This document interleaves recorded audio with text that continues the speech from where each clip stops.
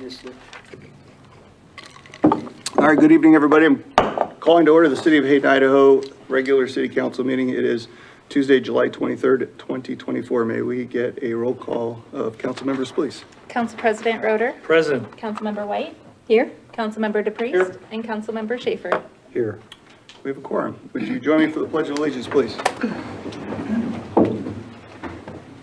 pledge allegiance to the flag of the United States of America and to the republic for which it stands, one nation, under God, indivisible, with liberty and justice for all. Okay, does city or council have any additions or corrections to tonight's agenda? Okay, I'm hearing none. I'm going to make an audible with our agenda tonight, unless council objects. I'd like to ask Captain Smart, who's brought in the deputies that protect our beautiful city, to make an introduction. Thank you. So council, this has been a long time coming, as Councilman Roeder pointed out at the last meeting, that we've really never come in and, shown the members of the council as well as the citizens, putting a name to the face or a face to the name. If you had heard something about a name out there but didn't know what he looked like, tonight we're going to hopefully rectify that. We're going to just introduce the boots on the ground, those who are out there in your community daily serving. Again, there's many other layers to the Sheriff's Office that provides the support that, gives us our success, for the citizens of Hayden. This is one tree branch, and they're probably the most visible tree branch because they're the ones out there patrolling around, answering the calls for service and helping the citizens, maintain the safety. So I'll go ahead and go first. My name is Kevin Smart. I am currently assigned as the captain of the Operations Bureau, which is the patrol and detective divisions. I started about 27 years ago at the Sheriff's Office. I started in the jail, and then I've done multiple things with the Operations Bureau and support bureaus, and a small tidbit, personal, I'll throw out something for you. I'm really excited about the months of September through February because it's NFL season, and I'm a huge Dallas Cowboy fan. And you can you can go now, sir. The door's right there. You can like it or you can hate it. That's the facts of life. I even have a guy from Texas who's not a Dallas Cowboys fan. So I don't understand that part, but we keep working on that daily. He's the new captain. Right. So that's, that's who I am. Again, I brought a branch. I'll turn it over and we'll kind of go down the little steps of our organization. I'll have Lieutenant Sifford and then Sergeant Franson, and we'll introduce our group and currently what assignments they have for you and any extra little collaterals that they might be doing within the agency. And hopefully you can get a little bit better perspective of who they are. Thank you. Hi, I'm Lieutenant Sifford. I've been in law enforcement for about 16 years. I'm a patrol lieutenant, and part of that oversees the Hayden District Deputy group. So nice to meet you all. Nice to meet you. Do you want them up? Please. Just so we can catch him on the camera. Oh, I apologize. That's all right. Still working on that. My name is Sergeant Nick Franson. I am the patrol supervisor for the deputies as they work. This is my 18th year with the Sheriff's Office. I grew up in Hayden. I remember when Hayden was 2,200 people. And in 2008 through 10, I was actually a Hayden deputy as well. Like I said, I grew up in this community. I was the first class at Hayden Meadows earlier this year. Before I promoted, I was the school resource officer for the Hayden and Dalton schools, the elementary schools, and am just excited to be able to give back and be able to be involved with this community still. Thank you. Deputy Ryan Flory, been with the county for about 3.5 years, started as a Marine deputy, got selected into Hayden last year, so I've been doing this for almost an entire year like most of us. Yeah, I'm a taser instructor for the county, so if anybody wants to get tased, let us know. I want him to show up to every meeting. Deputy Brian Dubbs. I've been with the Sheriff's Office just over 16 years. I too started out in the jail, transferred over to patrol about 10 years ago. Been with the city of Hayden now as one of your assigned deputies for just over 2 years. I'm also a member of the traffic team and our use of force team. Very nice.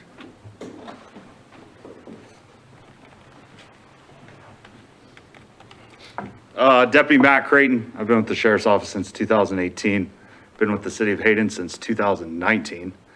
So I've been with you guys for quite a while. But now I'm a school resource officer, so I'm kind of your part-time Hayden deputy. So I work at Hayden Meadows, Atlas Elementary, and Dalton Elementary. And then in the summer, I come back home to you guys. So I'm a firearms instructor, active shooter, prevention instructor. And again, I'm glad to be back home with you guys. Thanks.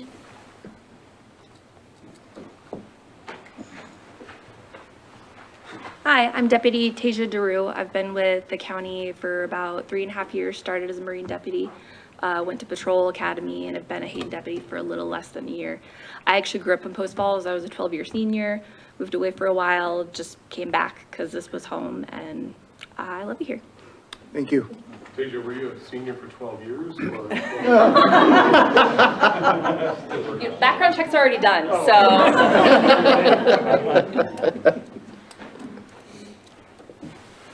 I'm Deputy Miranda Thomas. I've been with the Sheriff's Office since April of 2020.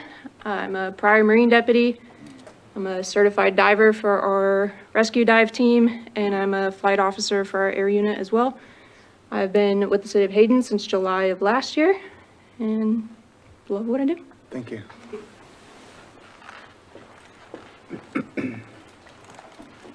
Hi, I'm Aaron Roach. I've worked for the Sheriff's Office since 2018. I've been a Marine deputy. I'm a part of our crowd control team, so our mobile field force. I am a robot and drone operator on our robotics team. I'm also a tactical flight officer on our air unit. And I've been assigned in Hayden for about a year now. And that's pretty much it. Thank you.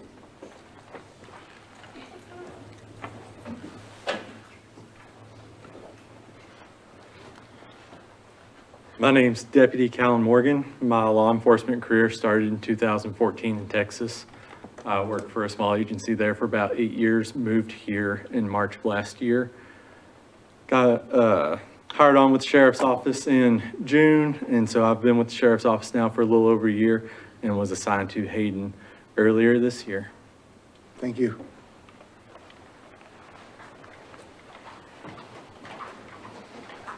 I am Deputy Cutler. I've been with the Sheriff's Office, well, I've been with Patrol for about 4.5 years now. And if you recognize me, I probably gave you a ticket. Thank you.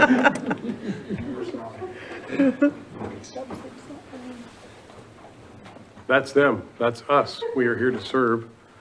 Any questions about our group or about the individuals? I'd like to make a comment. Yes, sir.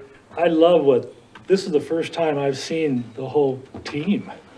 And this is really important, the interaction between the people that protect our community and the contact that we have.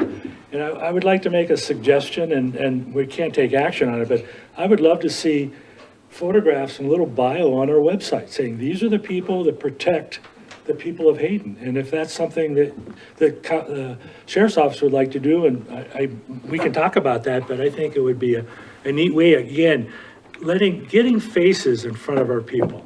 So that's just my comment. Okay. Okay. Tom, did you have something too? I'm just curious, what's a Marine deputy? Those are out on the waterways. We have the Okay. Navigo lakes and waterways that we patrol. Thank you. And just for council's information, we're going to start, you see item 6B on the agenda tonight, we're going to start having Captain Smart provide reports to council regularly now as part of our ongoing developing our relationship. Captain Smart did mail me a second version of our monthly reports, and we're hoping also to integrate those as we tighten those up. So the visibility we're getting from our law enforcement contract is going to continue to improve. Tonight was one step in that direction. Great. Thank you. Okay. Thanks, Captain. Thank you, deputies. Thank you for your service. Thank you.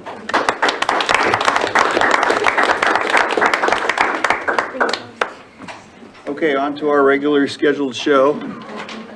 We're going to go to the consent calendar. All items on our consent calendar are action items. We've got approval of July 9, 2024 City Council meeting minutes, Approval of Hayden Area Regional Sewer Board wastewater treatment plant facility upgrades payment request.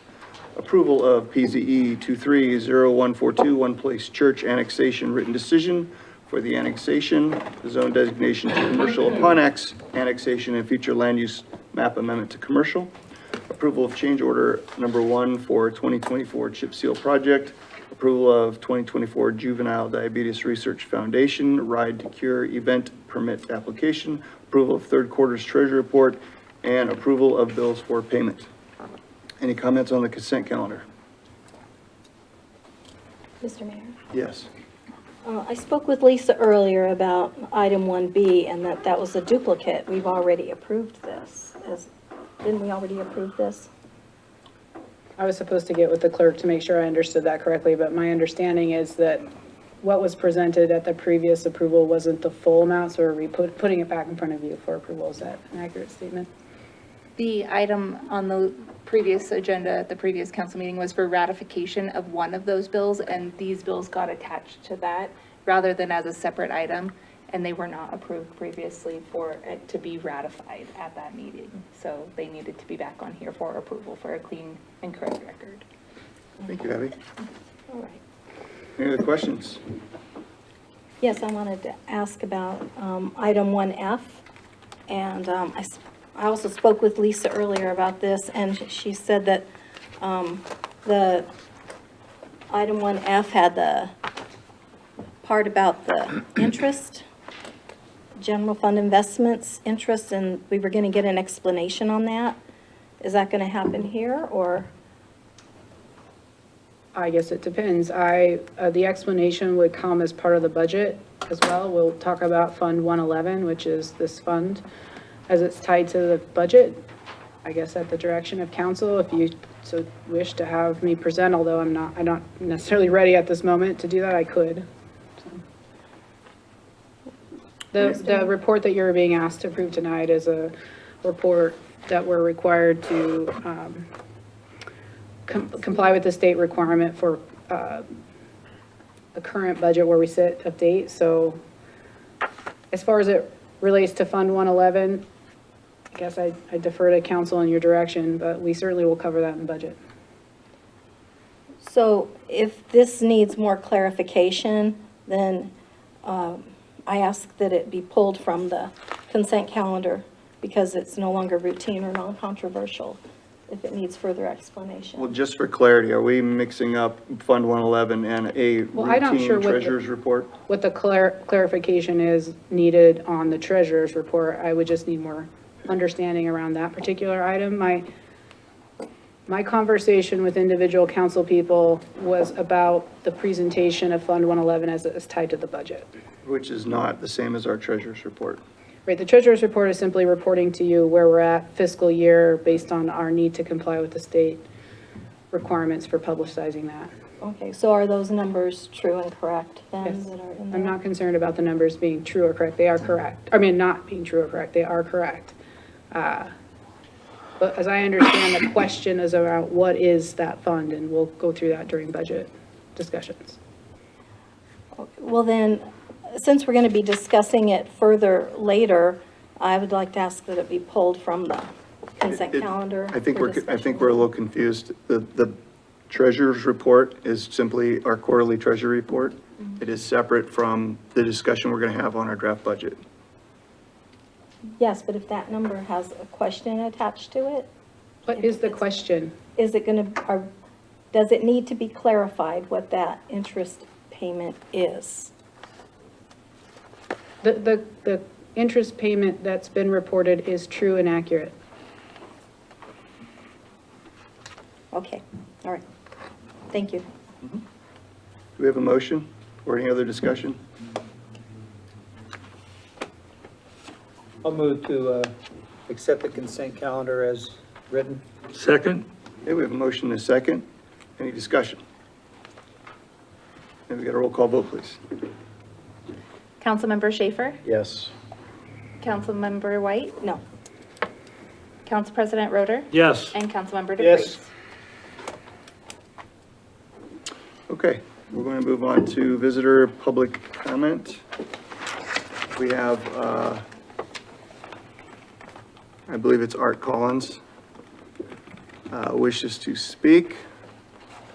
I will read our public comment procedure first. Art, this is a city meeting transparently documenting city business. Although not a meeting with the public, we provide you an opportunity to address this body since you filled out a card at the back of the room.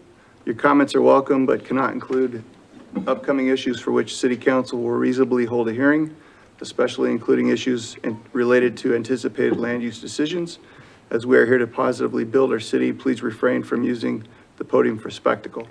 Individual comments are limited to 3 minutes, and you will state your name and primary residential city prior to addressing council. I encourage you to meet more meaningfully with the city through a personal appointment with staff or myself if there is a problem to solve, and I will visibly indicate when you need to conclude your comments. So you are up if you wish to speak, sir. Okay. I'd like the council. Okay, it's Art Collins, 1214 Glenmore Court, Hayden, Idaho. I'd like the council to get to your copy of the consultant contract. You got it in your packet. And turn to page 204, if you would. Because I'm making a special comment. It's an overstatement. I'm trying to save you some money. I want to save you some money. Okay. Page 204, phase 2, assessment and analysis. The first one, evaluate the alignment of vision, goals, policies with the future land use map. You're making too much of the future land use map. The future land use map is only for suitable projected land uses. The future land use map doesn't get into the details of policies. The future land use map does not get into the detail of actions or goals. It only illustrates projected land uses. Only. If the consultant is going to do this, this is a lot of work. And I'm just saying, you're going way beyond what the future land use map as per Idaho code. It's an illustration. It's an illustration of land use, period. Does it deal with policies? No, not so much. Does it deal with goals? Well, not really. See, okay. I'm just trying to save some money for you. Because I mean, you're gonna pay him $16,000, okay, whatever. You're gonna do that first one, that's a real job. It's going way beyond what Idaho code is all about, a future land use map.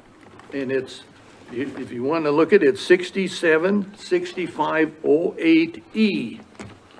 Okay, trying to be helpful. Thanks, Art. Thanks, sir. Save you some money. Yes, sir. Thank you. If you don't want to save any money, I guess. All right, we're going to move on to item 3, Commission Report, Hayden Urban Renewal Agency. Rhonda, welcome. Thank you. Thank you, Mayor Davis and City Council. My name is Rhonda Mitchell. I'm the chairwoman of the Hayden Urban Renewal Agency, and I'm here to kind of update the city on what has been going on in this last year. First, let's talk about the projects that we participated with the city on. First one was the Crawford Park expansion. This is to date. We contributed $772,000. We also participated with the Arts Commission on the Benches Coming Together program, which was 19/5/28. The Ramsey Road Sewer Project, which in 2024 was $303,569. We did start off with $124,000 in the previous year.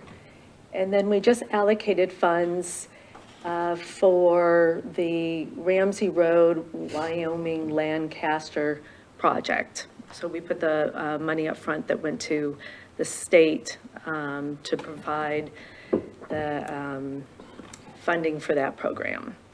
We also did purchase the Owl Cafe, and we're looking at options for that property. Here's some pictures of the Crawford Park expansion, you can see.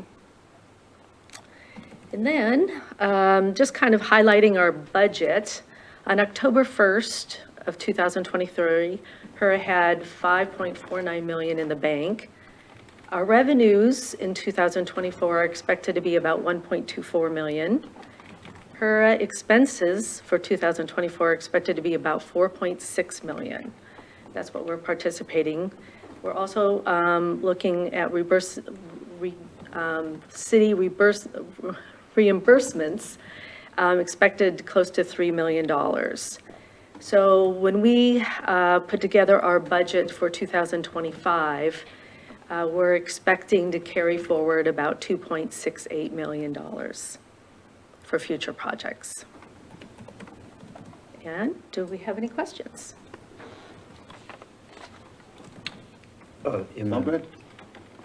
Exhibit B, the spreadsheet with the numbers broken out for the fiscal year 24 activity and then the fiscal year 25 requested budget. So there's 1.5 million slated for infrastructure projects, 700,000 for property acquisition, 30,000 for promissory note. Down the line, can you explain what your anticipated expenses are going to be for those? What the money is going towards? So are you looking, and I'm sorry, I don't have that in front of me. Are you looking at our 2025 proposed budget Yes. that we just passed? Yes. At our last meeting? So we kind of run from calendar year to calendar year with those same, if you notice, those line items don't adjust much. Right. Well, they almost match, not quite. Yeah, so we have found historically that those numbers are for, projects such as a sewer project or road construction or those type of things. So we have to allocate funds for future use. So we just kind of stay on budget year after year after year. Okay, thank you. You're welcome. Any other questions? Sure, hi Sandra. Hi, I was just wondering if you have any ideas for the use of the Owl Cafe? Any chance that it could become a museum or something like that? Well, that's an interesting concept. We are actually going to hire a consultant to look at the Owl Cafe. We also own the property behind the Owl Cafe, and also including the Hayden city property to see how we can maybe just throw out different ideas for a kind of a campus that might benefit the citizens. A campus. Can you elaborate on that a little No, bit? I mean, I guess campus maybe isn't the right word, but the consultant's going to, at a high level, throw out different ideas for highest and best use for that property. I guess that's a better way to say it. Okay, so I was just wondering if the Owl Cafe is intended to be preserved as it is or not? There's been no decision made. No. Thank you. You're welcome. Any other questions? Rhonda, thanks for coming You tonight. bet, thank you. Okay, we're going to unfinished business. Last meeting, we discussed contracting with the SCJ Alliance Professional Services for our comprehensive plan assessment. So tonight, we're asking council to approve and authorize signature to enter into contract with SCJ in the amount of $16,681.72, not to exceed without prior authorization. Mr. Mayor, Yes. Rachel Granrath from SCJ is here in case that any of the council have questions related to the scope as we kind of put it together, and she's able to answer questions of the council. Thank you. Does council have any questions, or is there a motion that wishes to be made? May I speak, Mr. Mayor? Sure.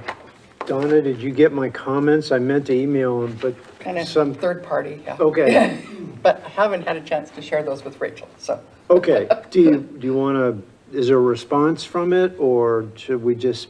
I think can that it's completely doable.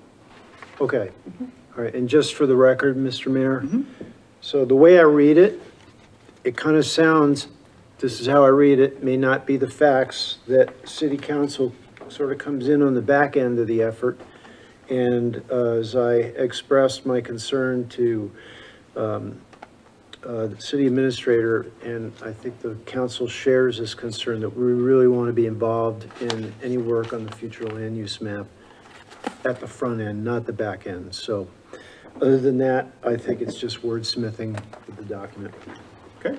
Thank you. Any other comments or questions? Just one question, and I brought this up before, and I think I know the answer, but I'm going to ask it anyway because I'm not 100% sure.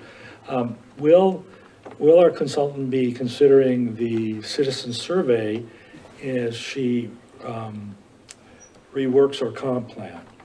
And the citizen survey gives a lot of good input, and I had asked if that would be part of the appendix because it gives the voice of the people, and the people paid for the citizen survey, and I believe it's a strong indicator of what the people want. And so I hope that that would be part of your review of the comp plan and review and whatever changes, that you would take that in consideration.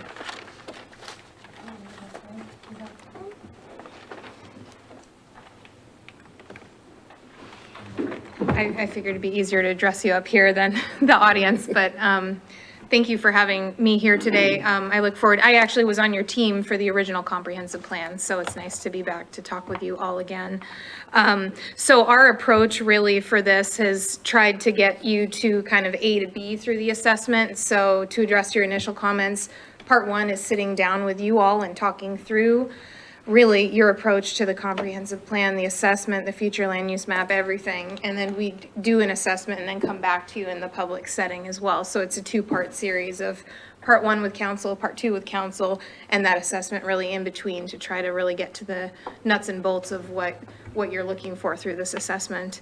And then really addressing anything you've done since when we did the original comprehensive plan to now. Surveys, Donna's sent us quite a bit of information. So part of that is really looking at that assessment analysis of information and meetings you've had and touch points with the community and distilling that into a path forward for Hayden.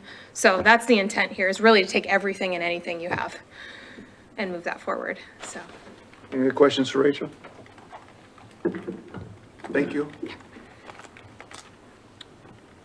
Someone on council want to make a motion? Please. Mr. Mayor, I motion that we approve agenda item, the SCJ Alliance Professional Services Contract for a Hayden Comprehensive Plan Assessment. Second. Okay, we have a motion and a second. Any discussion? Maybe we get a roll call vote, please. Councilmember White? No. Council President Roeder? Yes. Councilmember DePreez? Yes. And Councilmember Schaefer? Yes. Okay, moving on to new business. First one is action item J2022-0720, Wooderbow Estates Minor Subdivision Request for Extension of Preliminary Plat Approval. So that's me too. You've seen these come before the council before. Mr. Buderbaugh was supposed to be here, but he had back surgery, and so he is unable to be here tonight. It's a two-lot minor subdivision that's at the complete north end of Hillview. It's in your memos as far as a graphic of where it's located. He's had approvals, and he's been trying to get workers out there to do the work required of the minor subdivision for this piece of property, and whether it's related to the fact that it's really small, it's just adding additional stubs in and some additional frontage improvements. It's a really small job. And with the amount of workload that's out there and available, he's having a really difficult time finding somebody that's willing to do that work and meet his requirements. So he's asking for and due to medical conditions as well, he's asking for that 1-year extension, which will put it out into next year, a year from this extension. Thank you, Donna. Into next summer's construction season. Any questions for Donna? Ed? So it looks like if the extension were to be granted, it would be through January 20th of 26. Correct. Okay. Council like to make a motion? Sure. Thank you, Ed. I move to approve action item J 2022-0720, Booterbaugh Estate Minor Subdivision Request for Extension of Preliminary Plat Approval. Okay, we have a motion, do we have a second? Do we have to have a date? It would run, it would be helpful, but it will run to January of 2026. Okay. That's Councilmember White noted. Do you want to amend the motion or just accept that it's going to January 2026? I'll accept. Thank you. Is there a second? Second. Very good. Maybe any discussion? Maybe we get a roll call vote, please. Councilmember Schaefer? Yes. Councilmember White? Yes. Council President Roder? Yes. And Councilmember DePreez? Yes. All right, now for the main event, ladies and gentlemen. Introducing action item 5B, the fiscal year 2025 budget presentation and authorization to tentatively adopt and publish fiscal year 2025 budget, hearing for August 27, 2024. Lisa Ailport to present.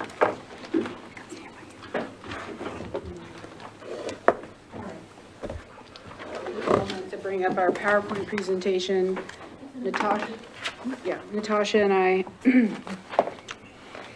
have been working, sorry, there's a shortcut, sorry. On here? I'll do it, you talk. Oh, yeah, I saw. Did you see it? That one. Oh. I tried to get it in the same order. So Natasha and I are going to tag team this. It's the goal of mine as part of the administration of the city to lean heavily on Natasha's skill set in this area, but given that this is the first year of both of our times of presenting in front of you, we're gonna work together. And we have collaborated throughout the entirety of this process. You've seen that in the workshops that we have been with you since we started. This is just a quick kind of summary of the explanation that we'll be giving to you tonight. There are some moving parts with the budget, and I'll cover that later in the presentation, but mostly that ties to just the timing of which we get certain information from the county, and we'll cover that in a moment. So I felt it was purposeful to step back and to reaffirm with council and to present to our constituents, our citizens and our public that's here tonight, the administrative goals that were set out at the very beginning of this process. And while we might not reach those goals this year, it's the attempt to move us in the direction of targeting a 5-year budget plan. We did on the staff side of things look at that. We're not going to present a 5-year budget tonight, but I want the council to know that we've set the stage for looking at a organizational structure that presents to you at some point in the future, likely next year, these goals of a 1 to 2 year budget, 3 to 5 year budget, and then the fiscal year asks. And the point of really that, in my opinion, is an opportunity to be very deliberate, transparent, and purposeful with our citizens about where we're going. And what that means is that we're becoming more resilient to the whoops or the I didn't plan for moments.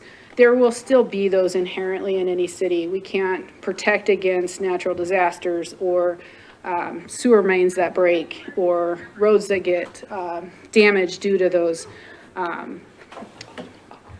unintended events that could happen. So with that, I ask for some understanding that as we move towards this, you can get that we're moving that way. As a result, we actually have to keep that open. right? Nick? Okay, thanks. You don't have to keep it open, Lisa. I thought we did to, It just has to be unlocked. oh, okay. Yeah. Thank you. Sorry about that.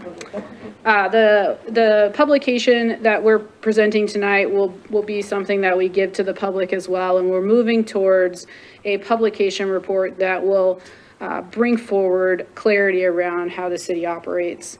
And in doing that and aligning, the other goal was to align our city budget with the state requirements for transparency. The state, many of you probably have seen or heard that they are moving in a direction, and they've done this with the counties, and now the cities were next, and then ultimately all the other taxing entities will have to comply with this, where we put our budget up for the benefit of all the citizens of Idaho and anybody who has interest to go in and understand the local budget reports that we are required to do in response to the state statute. So we'll work towards that again, goals that we're working towards, but maybe not met this year. I think it's helpful to understand where we started and then where we're at and where we need to go, because we'll talk about where we need to go based on recommendations the staff's bringing to you. We might talk about scenarios about where we can go in light of some of the discussion that could happen tonight. So, but right now, July, we have the day right, 23rd, yep. The final budget approval, that's the tentative budget that we're presenting to you. This is required in order for us to notice in the paper. The Idaho statute does require that once we notice in the paper for a public hearing to adopt a budget, the city can no longer increase their budget.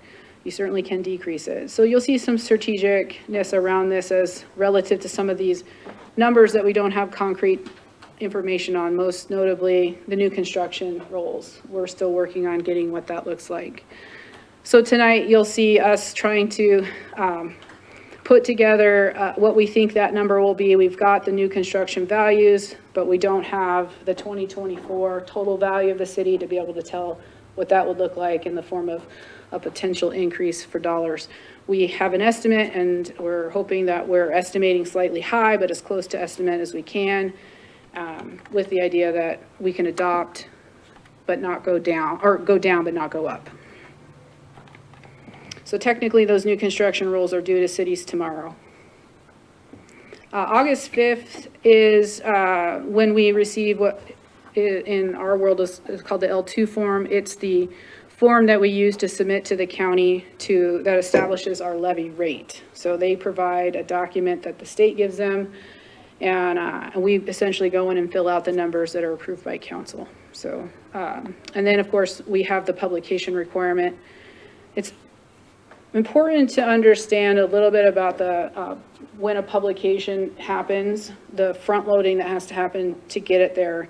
Staff has to essentially a week ahead of time report to the paper what that notice publication will be in order for it to make the next week's publication timeframe. So if we say we have to publish it twice in the paper and we have all the way up to the date of that first publication timeframe, we will miss it by a week. So you'll see the August 6th date as being the notice to paper.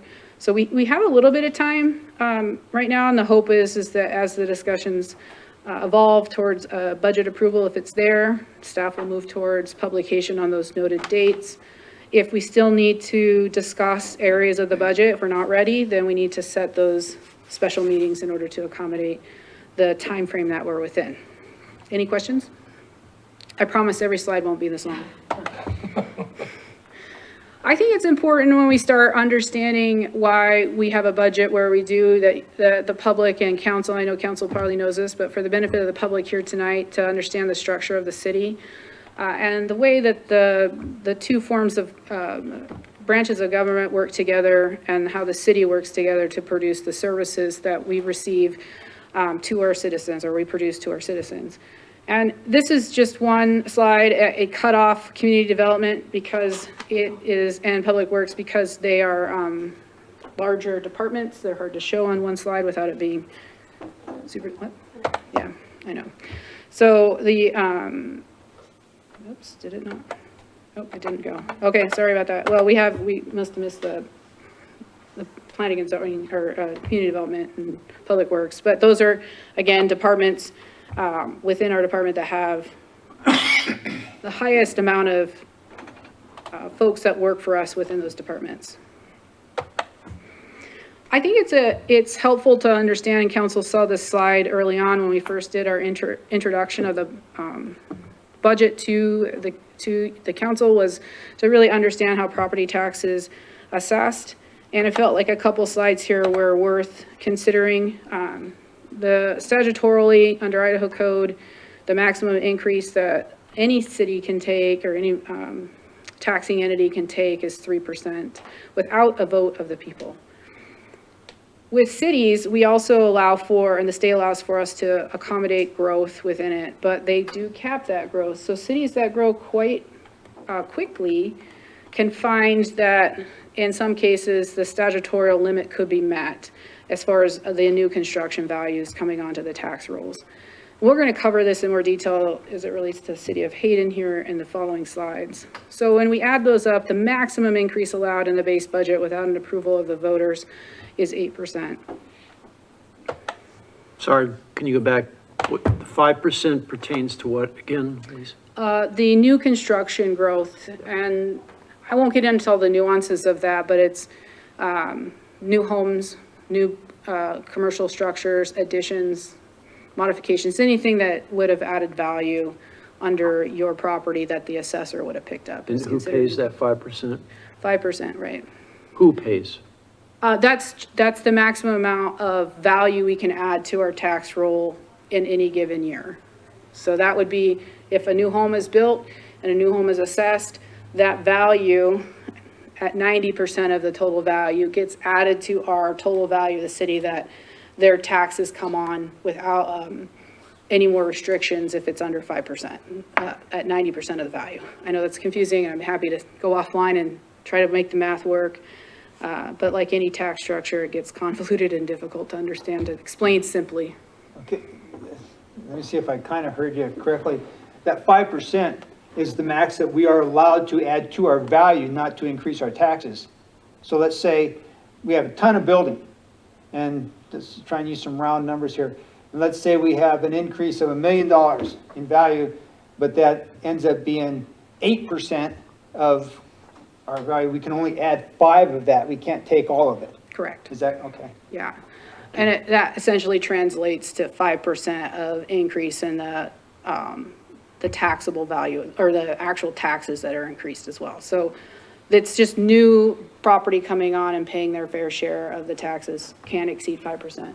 With Ed's example, and it goes over, so we have 8% new construction, but we can only take 5. What happens to that 3%? Does that get carried over to next year, or do we lose that? The way that the state has set this up is the city cannot account for that, so you lose it. Lose it? Yes. Okay. Then, but this is an interesting question.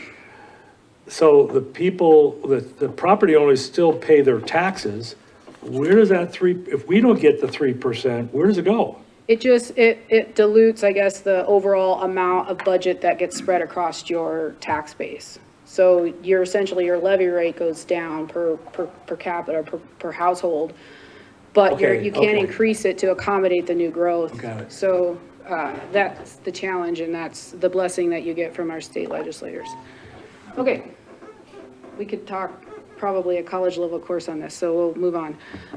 When we get kind of down to the brass tacks of what does that mean for the city of Hayden, I want to acknowledge a difference between fiscal year 24 and fiscal year 25, where it shows 1,519,000 up to 2.4. It looks like we're exceeding the statutory requirement of 3%. But I want to make clear that previously to my involvement with the city, my employment here, the former city administrator broke apart the base level increase that went to law enforcement. We're now combining that and taking 3% on top of that, because it is the same money. It's not separated the way it comes to us.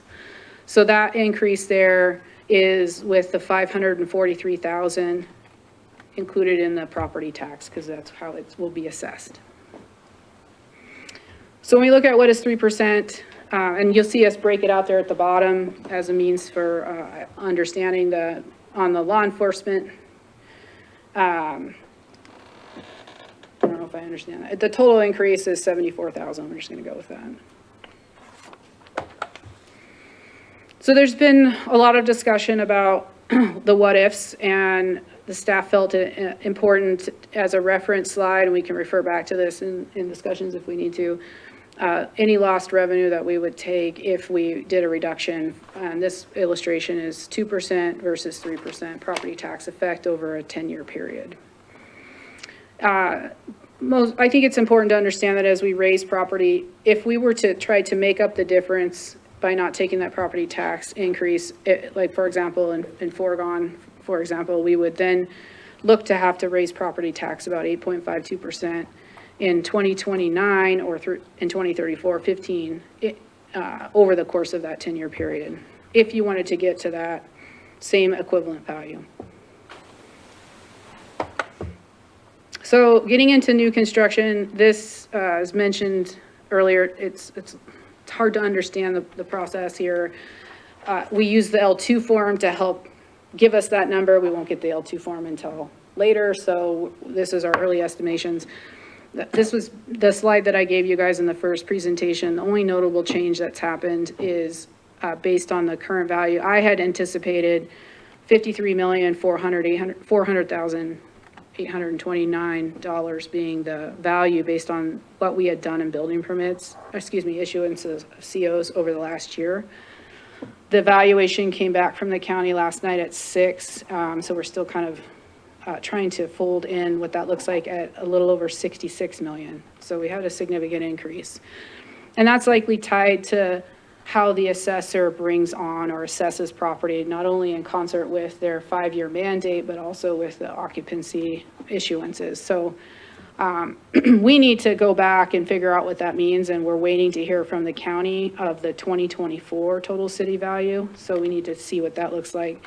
Right now, we're estimating it not to be over 2% based on those early numbers. We use some particular baseline numbers of where we think over the year end our total value increased to in 24 to comparably look at that in different scenarios, and neither any of the ones that we did exceeded 2%. So if you remember, we went back to the 5% requirement. We couldn't exceed 5%. Our early estimations look like we won't exceed 2%. And this number right here is likely to change. We think it might be around 40,000. Do we have the right? Do we have the right? From new construction. Right. That would be 40,000 additional dollars of tax dollars that we would receive based on the $66 million worth of new construction. So now we'll get into the specific funds, and we'll cover those as high level as we can, but with the option to get down into the gritties about the actual numbers. For those who like the numbers, for those who want the summary level information, we can read the bullet points. So highlights.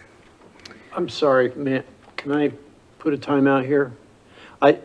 If you feel like this is going to drag out your presentation, I'm willing to not have this question answered, but I think for my benefit, as well as anybody that's listening in here, let's just talk about a hypothetical. So one of the proposals tonight is to take the full 3% tax increase on property owners. Now, I don't know about everybody in this room, but I've seen the assessment on my house actually go down. So what does that mean for the actual dollar amount that a particular homeowner would pay in property taxes? Are you able to answer that question? Yeah, that was answered. In the end, that's what's really most important. That was answered here at the the screen bar down here attempted to look at on, and we used to say per 100,000, now we say per 500,000 value home. We're looking at 33 cents a month per % increase. So for 3%, it'd be $1 a month on $500,000 value. 1%, it would be 33 cents. Is that answering the question?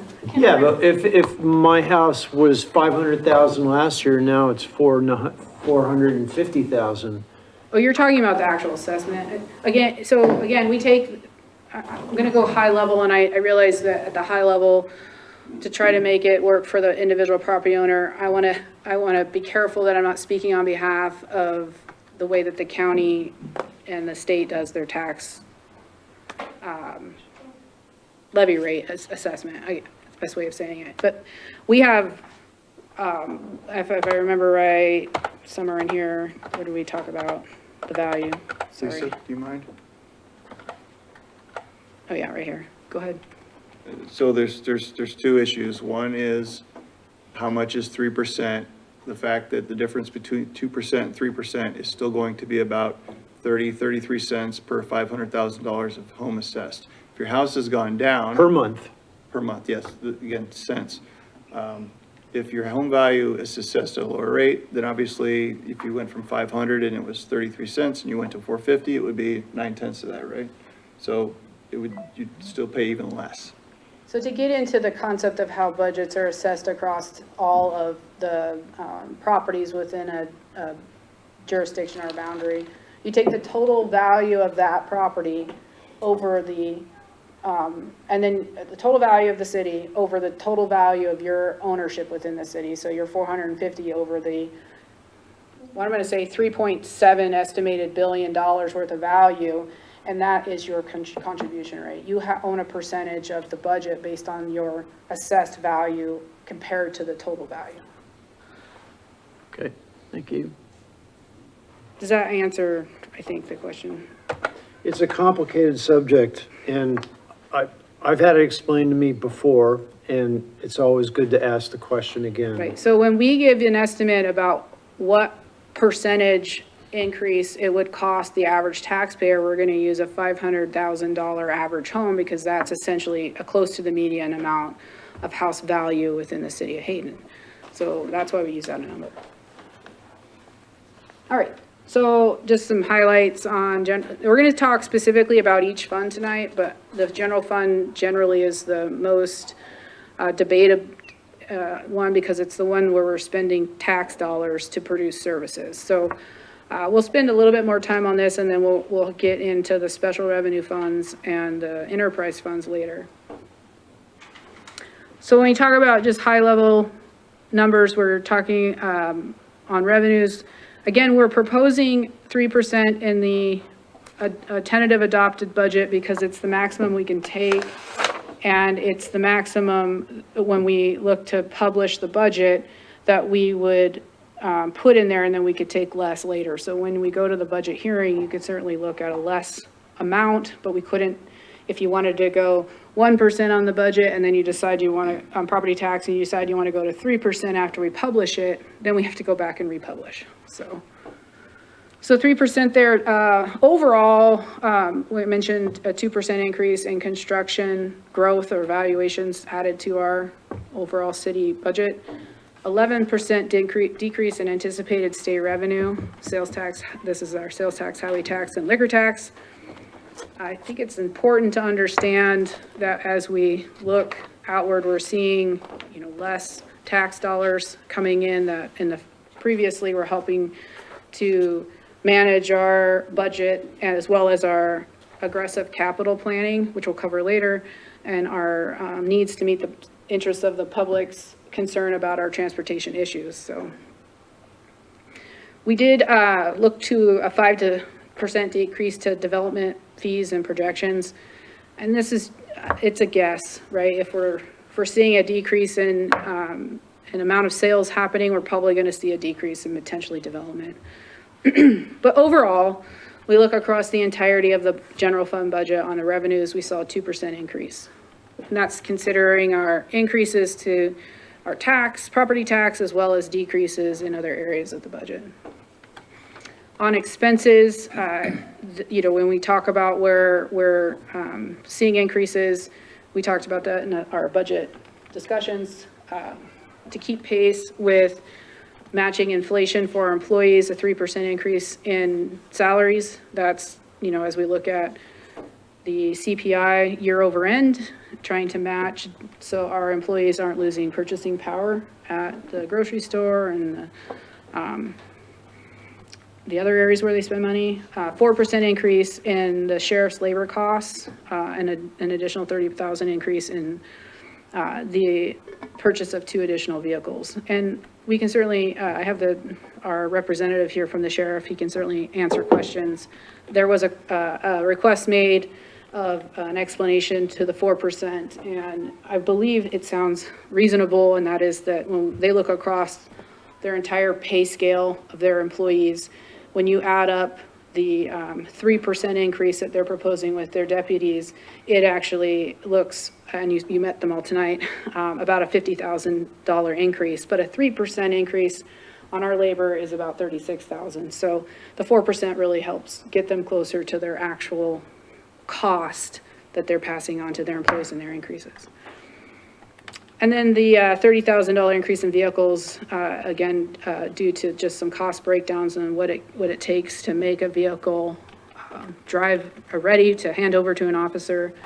They, and I don't want to speak for you, Kevin, but you can correct me if I'm wrong. The sheriff has a 5-year lifespan on your vehicles, and then they become surplus, or? Well, per the contract, we outline that it's Hayden's asset for 5 years, and then after that, it reverts to the sheriff's office as an asset. Traditionally, what we do with our patrol vehicles is we have a policy that talks about mileage, and we use a 100,000 mile cap for that vehicle to be out driving around on the roadways before we start looking at recycling that out and trickling it down to other sections of the county or other areas that can use the vehicle that are emergency vehicles. Okay, moving on, the 7.5% increase in medical premiums. This is always an area of consternation each year on what we're gonna get for medical increases. And that looks at our pool. We're part of the IIIA pool, which is all the other taxing entities that have joined. They're seeing an increase of 7.5%. I think they usually tell us to plan for 10. So initially we budgeted for 10, so this 7.5% provides us some cushion to be used elsewhere in the city. And then the other one that was a little bit of a shock to us, and it's something we're still looking into, is ICRIMP, 30% increase. I believe last year we took a 25% increase, and this year a 30% increase. Is that just like general liability, city liability insurance? Correct. 25 last year and 30 this year? Correct. Have they given any explanation, or do they just have so many claims and their payouts are so great that they have to raise it? I guess I wasn't prepared to speak to and to go back and review the notes to make sure I'm accurate in this, but my understanding is the way that the insurance business is being modified and changed per the federal level downward is causing them to take greater policies out in order to be more resilient against catastrophic events. And we're seeing that in many cities with wildfires that take out communities. So I don't know, I can't speak specifically for ICRIMP reasons, but that was what was represented to me as something that they are moving, they're trying to take these jumps in order to get us right with the requirements under the general insurance mandates. And I can certainly get back with you specifically after this if you want. We are seeing a significant increase to our prosecution services. I presented, excuse me, to council the more direct information that ties back to this increase and the why behind it, and that simply is that we have a lot of increased traffic as it relates to our law enforcement. You met them tonight, and they're out there doing great work for us, but there's a direct correlation between the number of officers out patrolling and the number of misdemeanors and civil citations that happen that potentially go to court, and the prosecutor represents the city on that. So we saw a doubling of that effect that started when we went to the 10 full officers on duty. And about 2% increase again overall to the fiscal year budget expenses. So when you look at the bottom line, we are a balanced budget. We went from 8.3 million to 8.5 million. I always like to try to make a very visual look at the pie of how our revenue comes in when we start to talk about the effect of increase of property tax. Right now, the state revenue sharing that we do makes up 48% of our budget. Property tax, 32%, and then the other, and the community development fees and the recreation fees make up the remainder of that, and those really are, some of them we can use on helping to support our services, for example, and the other will have our franchise agreements. But community development, recreation fees are gonna be tied to exacting out what we're doing in those departments. Go ahead. Regarding community development, I'm looking at the building trends, and this is through May. And they appear to be significantly down. Last, 2023, we had 189 single-family residential, and year-to-date, we're at 70 type of thing. We had 74 townhomes in 23, and we've done 6. We have a total of 77 compared to 2023 of 267, which is, I think, is going to directly correlate to fees and the like. And that just, it seems if it stays on that trend, has that trend that we're seeing so far this year been calculated into that? Yeah, so it's a good question. I didn't mean to step over you. No, Donna can speak to it as well. If you want me to stand up there, I can, but Donna has provided those projections for the fees related to community development on a conservative basis, but based on the trends that you're seeing. And we budget at that lower amount so that we don't overestimate and then get ourselves into trouble. So if you look at the budget compared to actuals, somebody might even ask the other side, which is why are we budgeting so low compared to what we had been receiving? But it's because our staff is on those trends and they're predicting into the future what we think we may or may not get so that we don't obligate ourselves to expenses that we wouldn't have the revenue coming in. And that's all the work that they're doing. And arguably, this is a conversation we've been having behind the scenes, which is on these years where we've seen a great amount of development fees come in and we don't necessarily have the staff to work it on. That becomes revenue not realized. So we're working on ways that on the years where we're taking those fees, when you look at that, you would say, well, planning and zoning is not paying for itself. Well, the previous year, it overpaid for itself. So we're looking at ways to sort of insulate, I guess, the highs and the lows so that the planning and zoning fees are truly covering themselves holistically and not necessarily just looking at a capture of 12-month It seems to be on a roller coaster. You're looking at 2020 was 251, 21 was 182, 22 was 62, 23 was 267. Now we're down, it's kind of going like this type of thing. So it would be pretty hard to really, I understand what you're saying about that, trying to find that happy medium there. So for those who like the visuals, there you go. Those who like the nitty gritty, we love to provide these slides that show kind of how the funds are distributed on the revenues. You'll see property tax at the top. You'll see, the sales tax, highway tax, liquor tax. Remember that made up 48% of our revenues. And then the other fees as well as the line item fees like community development and recreation. Yes. So I see a 56% increase for her reimbursement. Is that, am I reading that right? Right. What's that based off? Go ahead. Well, Can you step up to the podium? Yes. Thank you. I also feel like she's been talking so much, I want to give her a break. So when we went through the contracts a couple of meetings ago and approved the consultant agreements for, I don't know, Elam and Burt, the 100,000, between the two contracts, we were estimating $100,000. And so this is to account for the revenue that would come in as we seek possible reimbursement through HERA next year. We, this year, had that information when we were developing our budget. In other years, we wouldn't have had that information yet, so we wouldn't have been able to include it. So because we had that information, we put it in here so that we are accounting for the revenue, which we're supposed to do, and the expenses that it's going to be offset.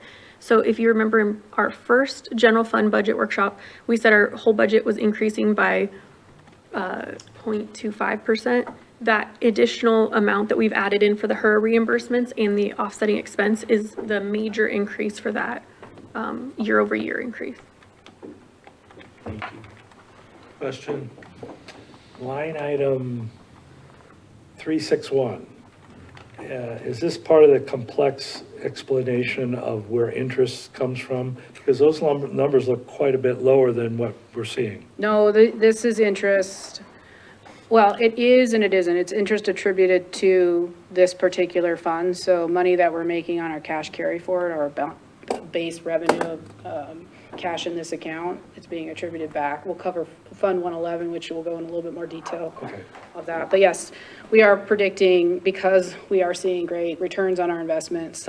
Before, where we had only budgeted 1,000 but realized, 30 or 40, we decided to go ahead and acknowledge what we are seeing as a means to portray to the public what we expect to be real, instead of being hopeful.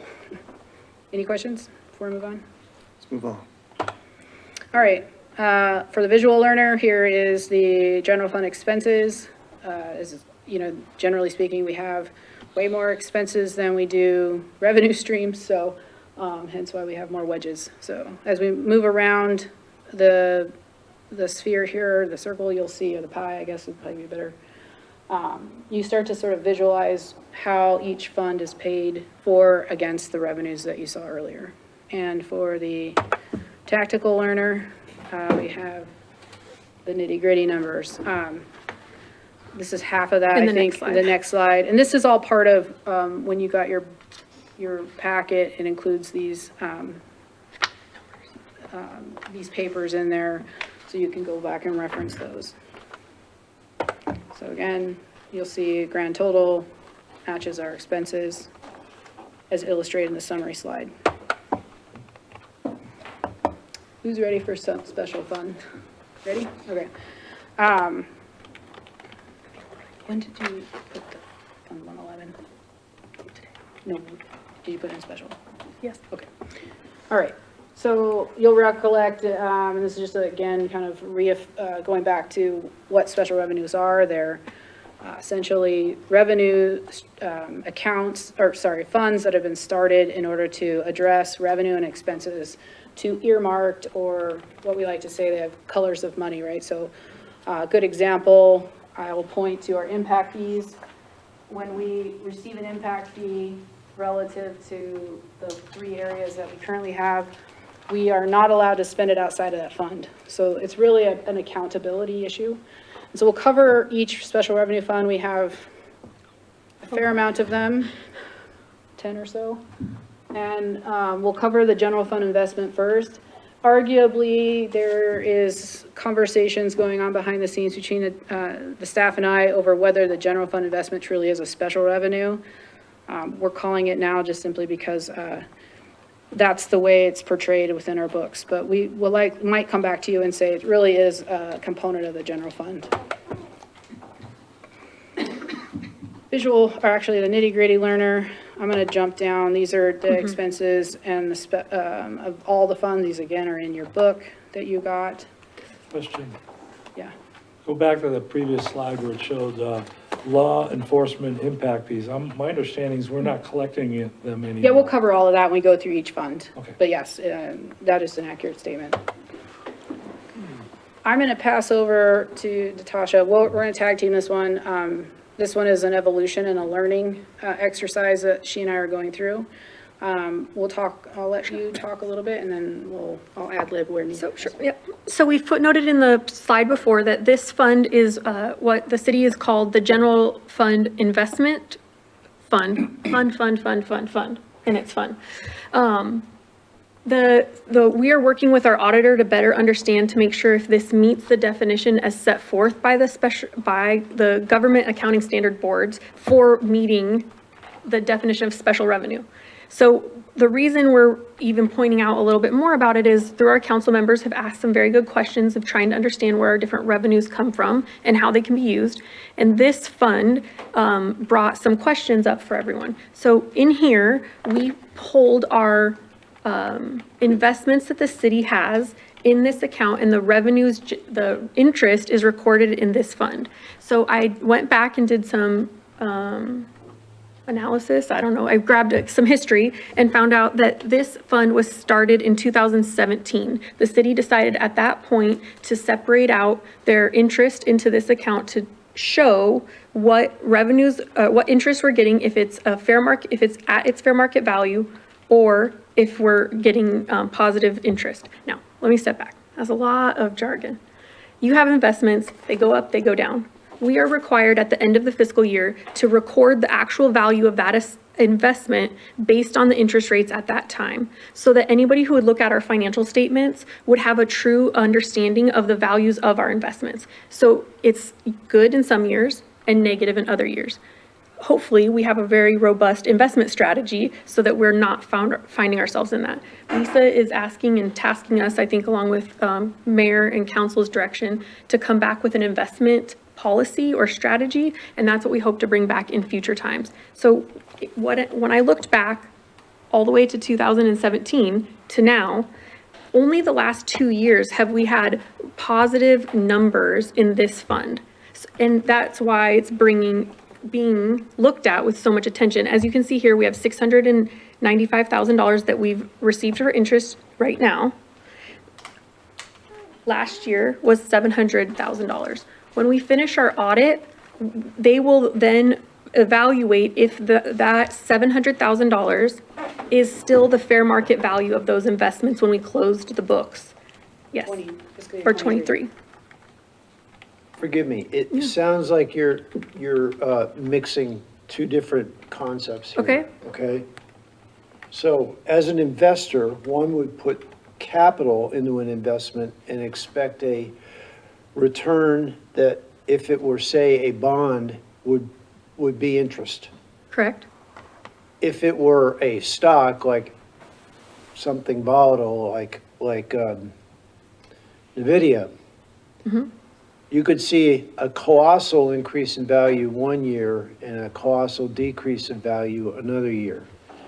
This number that we're talking about, close to $700,000, is it actual interest income, or is it the sum total of the capital value plus the income it generates? If I understand your question correctly, it is only the interest. Okay, so that's not volatile.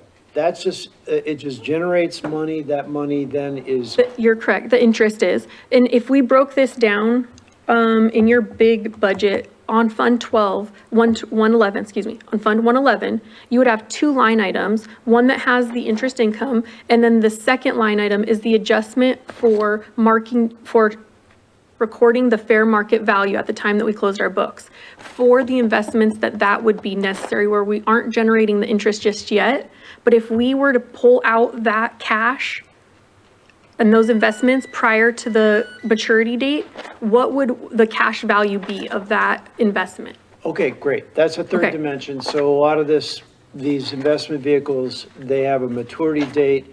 So the interest that you are posting on the ledger is what the city would capture at the date of maturity. And what you're seeing in this line is the net of both of those amounts. And so that's why I think it's brought some questions, which I'm grateful for. And if we need to, and I think this is where it might divot, if we want to have another meeting to get more into the weeds of that, we are very welcoming that conversation. What you're seeing on here is the net of the two lines, because in your very detailed book, we show all of it. So you have the fair market value adjustment line and the interest income.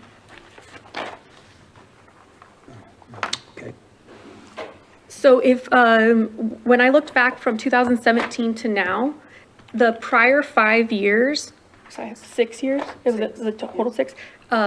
If we took 4 of those 6 years, the fund balance in that account actually would be negative 200 and. It was 6 years steady. It's Okay. been a total of 8 years. Okay, sorry, 8 years. The last 2 years have had positive, and the last First 6 years had a negative balance of $202,000 when you added those all up. Because those investments prior, with that fair market value adjustment, were, it's negative. So we are required to adjust the fair market value so that if people look at the financial statements, they have a better understanding of where our cash position would be if we pulled it out. I understand that makes it a pain in the tush, if you will, but that's part of where it gets a little bit funny, right? As we get you guys very financially literate with all of the ins and outs of these, those are things that we're going to show you and you're going to see. And we're happy to keep bringing that forward. If we want to do something different, we can do that as well. Okay, I don't want to weigh this conversation down, so. I appreciate you guys. I'll share for the listening. public and for council. We're still digging into the purpose and the parameters of Fund 111. What I would like to do is ask Natasha and Lisa, once we get through our initial budget process, maybe in a few months, to come back and at a meeting where we have a light load, maybe do a little bit deeper dive so you all understand more about Fund 111. What I don't want to do is tie up today's work, getting wrapped around what Well, we're but I seeing. think important to know that of the 8 years that this special fund has been in existence, we've never budgeted any revenue as part of our overall balancing of the budget. So if we do well in this, then typically we have rolled these funds into Fund 130, which would be our major capital. Major capital is our one-time expenses, and as you can probably imagine, if you have, good years and bad years, you want to make sure that you have some insulation in there and that you're not necessarily growing your O&M or your, those costs that are cyclical, that come up every year into your investment pools if they're waxing and waning on whether they're bringing you actual revenue. So that's why it's been left out.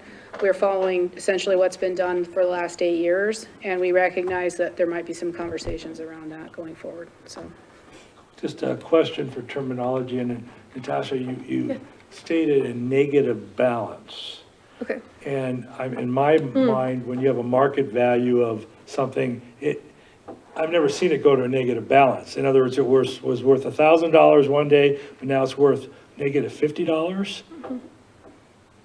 How can you have a negative value of something? And that's the deep dive I'm suggesting we take here. Yeah, that's a fair market value at the time of the closing. I understand that could be a change in market value. It went down $50. So, and maybe that's, so it has to be written down, it has to be recorded to that new value. I understand. And so maybe the term negative balance is what you're, It kind of doesn't. yes? compute with- Okay, and the word fund balance, does that mean something? So every year when we have our revenues and expenses, whatever's left, that creates a savings. Every year that happens. What I meant and was referring to as the negative fund balance or negative balance is the amount that is sitting into that account is showing and appearing as though it's negative. You can't, I agree, have a negative dollar, but in terms of the value, that's the adjustment that had to be made. So if you went and looked at that fund itself, at the end of that time, it would have a negative amount on it. And I would too like to see a little deeper dive in a workshop about how that is accounted for, so. But again, just to summarize, as far as the budget goes, the city hasn't included this as revenue for the sake of balancing the budget for fiscal year '25. And that isn't a new issue, it's a perpetuation of an existing policy that we're moving forward with at this point, given that this is our first year working with the council through this. But we endeavor to go through more deeply with you all. Okay. All right, getting into the other, these are truly special revenue funds, the Honeysuckle boat launch. We felt that as we introduce these funds, not only to council, who probably knows what they are, we felt that there might be some in the community. Again, our hope is to make this presentation open to the public so they can get on and read it and understand the city. So again, some information around that. I'm not going to read them, but basically the boat launch fund is specifically set up to receive funds for the use of the boat launch, and those funds then get recirculated back into that boat launch for our folks who use that asset in the city. It's essentially a revenue stream specifically geared to ensuring that boat launch remains a public boat launch.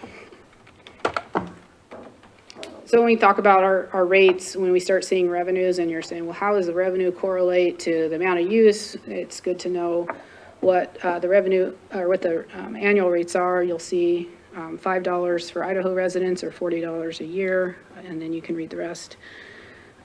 So again, when we get into the nitty gritty here at the bottom, you'll see revenues and expenses below and a cash carry forward. When you look over at the far end where it says a 93% increase, that's a bit of a skewed number in the sense that we bring forward our cash carry forward, so our balance at the end of the year, if we didn't do any projects, gets carried forward, and that looks like an increase, but it's really technically just a carry forward of that balance.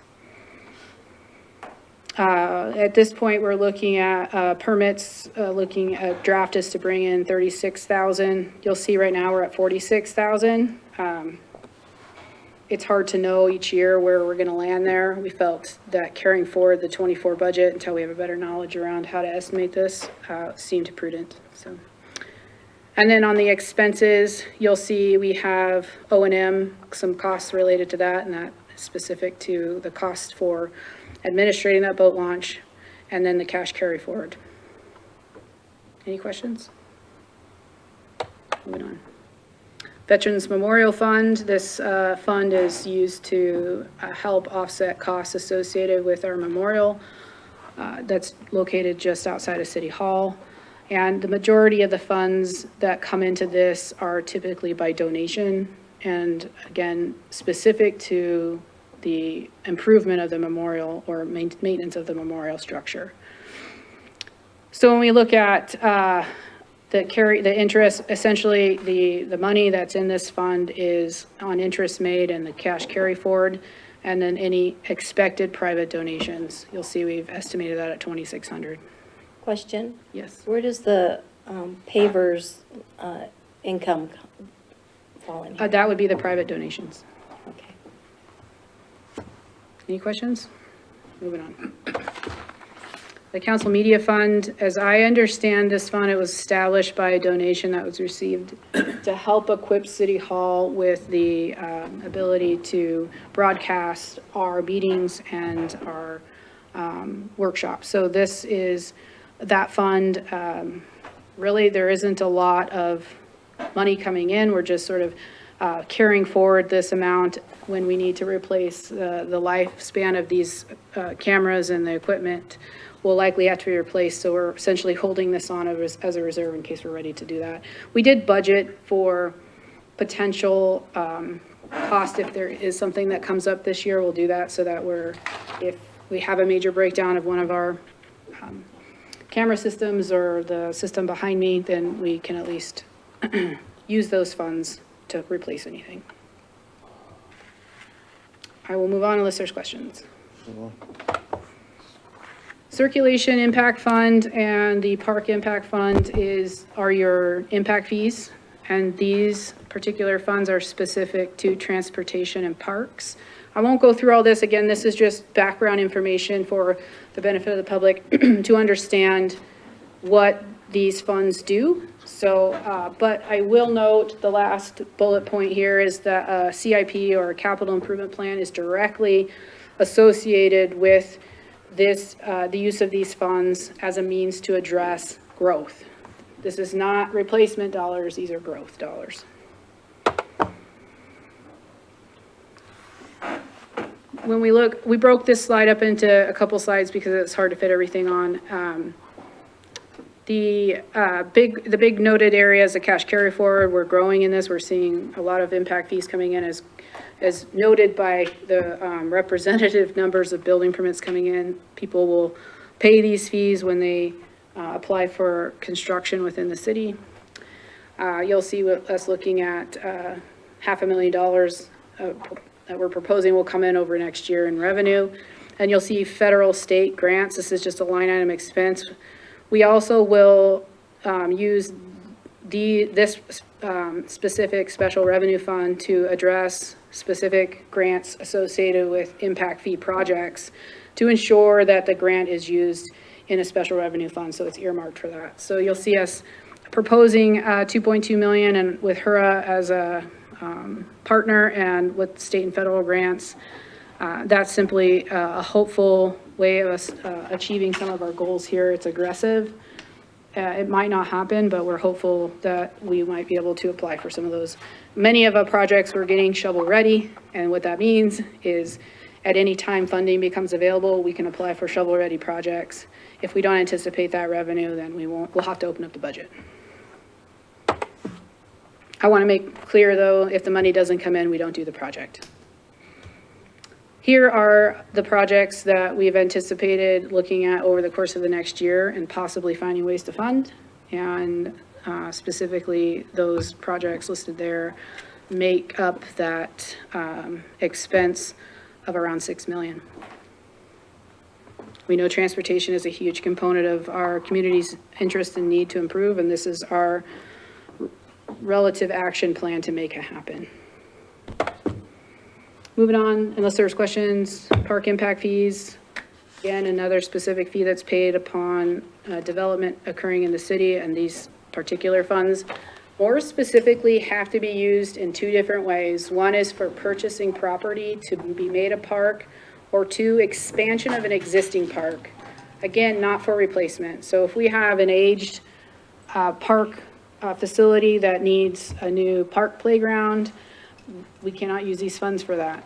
We can only use the funds for putting the portion of that replacement that's in addition to what was existing there. So a good example of that we've kind of ruminated on back behind the doors here is whether or not our existing parks, for example, Stoddard Park, where we have some aged facilities there, could we use these funds to improve those to make them more accessible and usable by the public? And the answer is no, we can't do that unless we're expanding those facilities. So when we look at park impact fees, we have a cash carry forward representative of 1.7, that's our expectation. New fees at 334,000, and then of course interest. So we pair that against projects. City has already entered into an agreement with a architectural firm for the design of the Hayden Canyon Park that we received as part of the Hayden Canyon development. The 55,000 is representative of half of the contractual amount that we estimated. And that is simply because we expect half of the work to happen this year and half of it to happen next year. And then the other park property acquisition is tied to the, I'm going to call just the southwest portion of the city, and an agreement that the city went into to reimburse through park impact fees for the acquisition of that land as part of their development. Because it is a liability against our books, we don't know when that'll happen. We're still going to budget for it. So this is an area we'll be back before our impact fee committee and the council to develop projects going forward, because we want to make sure that we are utilizing those impact fees in a way that improves our expanded parks within the city.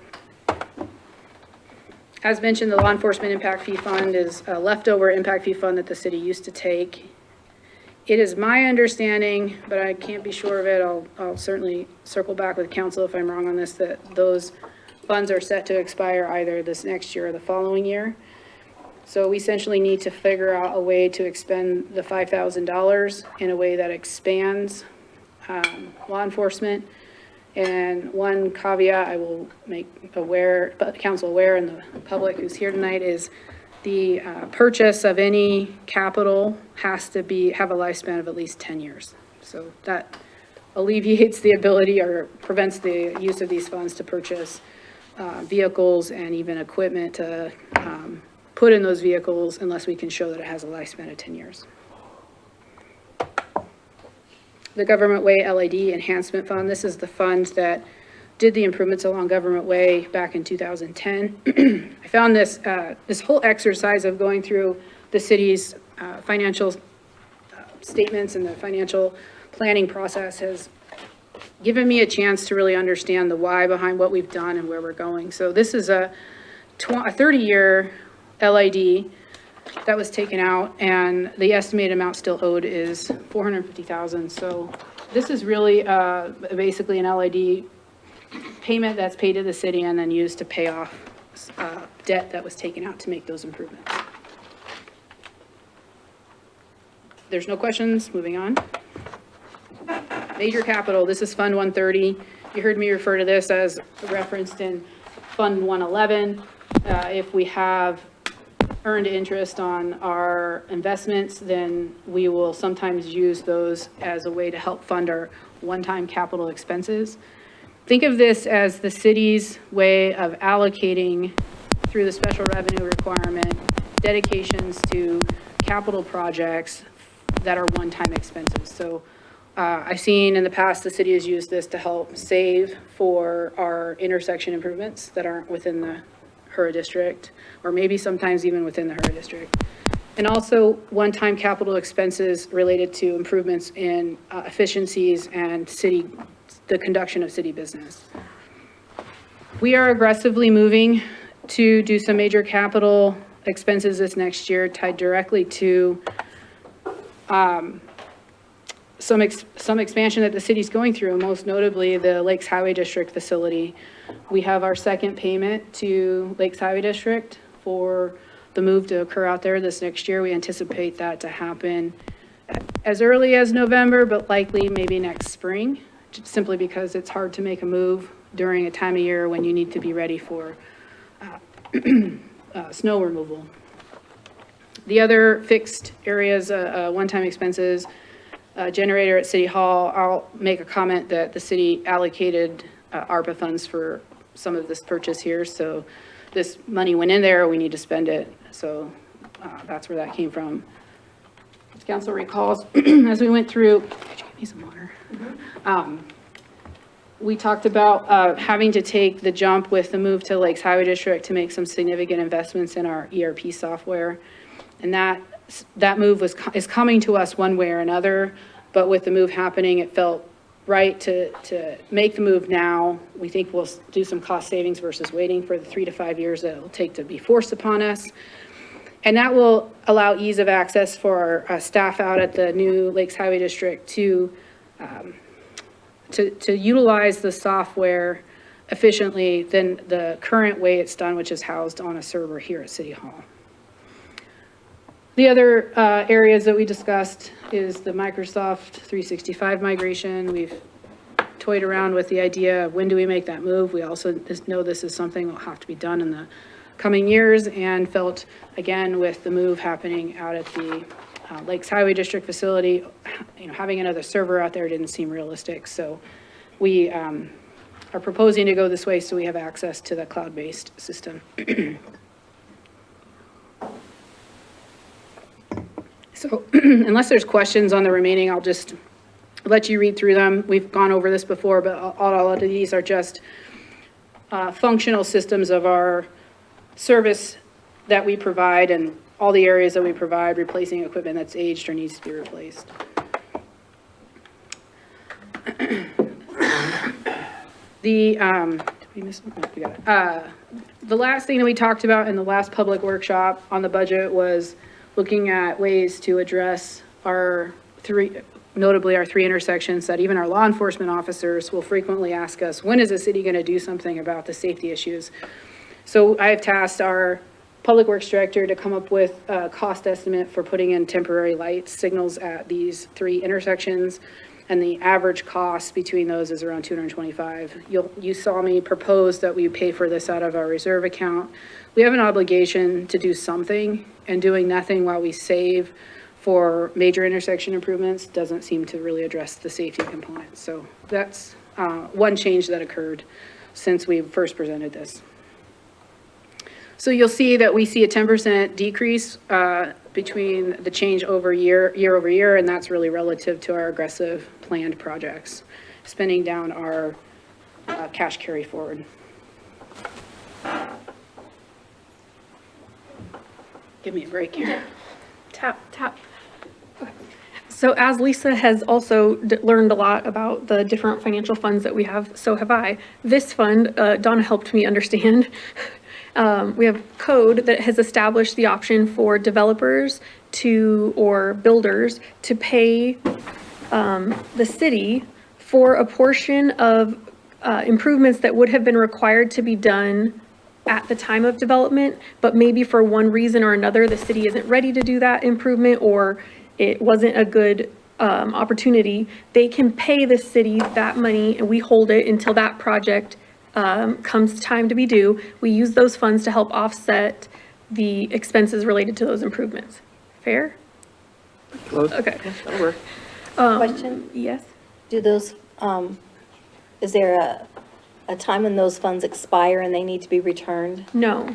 And what I've also learned is that even though it's in our code, it's a practice that we don't use in our recent history as often. And one of the things that has been discovered is that at the time that the developer or builder or whoever pays their portion of the estimated cost, that is at the time that that estimate was done. And that when we actually go to make that improvement, it may be more costly. And so this is an avenue that I think is less utilized by the city, although it's still an option. So we've been tasked with looking at when did those payments come in and what are the agreements around them.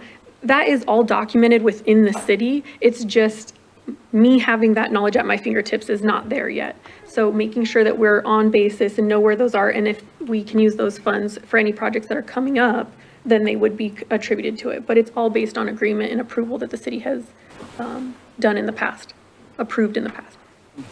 Any questions? This is the mayor's favorite account because it's so tiny. And in many times when I've worked with elected officials in governments, when we receive a donation, we're required to keep that money until such time it can be used for its designated purposes.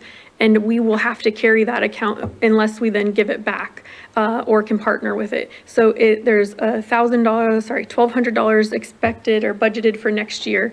And I understand that the city has been carrying this for a fair amount of time. So we would like it to be used for its intended purpose. And I know that there'll be plans eventually, but yes, we do have to keep it. The Sewer Connection Assistance Fund, we also learned about this one. So our understanding is that it's supposed to help offset the cost to connect to the sewer. Now, what are the rules around how this can be used is Lisa has tasked me with going and finding out what the history was around it and if others know as well. So we've budgeted that money and we're going to come back and let everyone know what the rules are around it and if we can use it. How to use it. Of course we can use it. How to use it. Okay. Sewer, you want me to? I'm happy to. Okay. I don't know. We'll work together on this one. Mr. Mayor? Yes. Okay, we're going to take a break. We'll resume at 6:45, please. Okay. Water. That was a red card.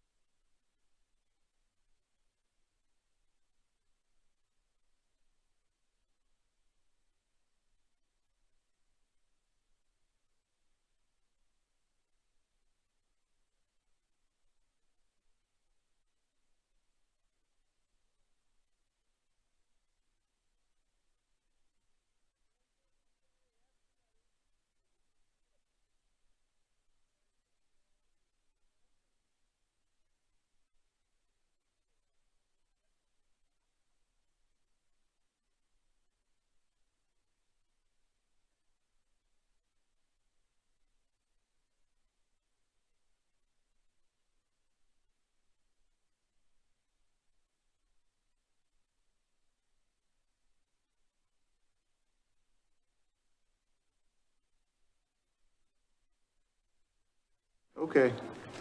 All right, moving on. We're gonna hopefully push through the last bit of the funds that the city has, which is called an enterprise fund. These are funds, I'd like to say, they don't have citizens, they have customers.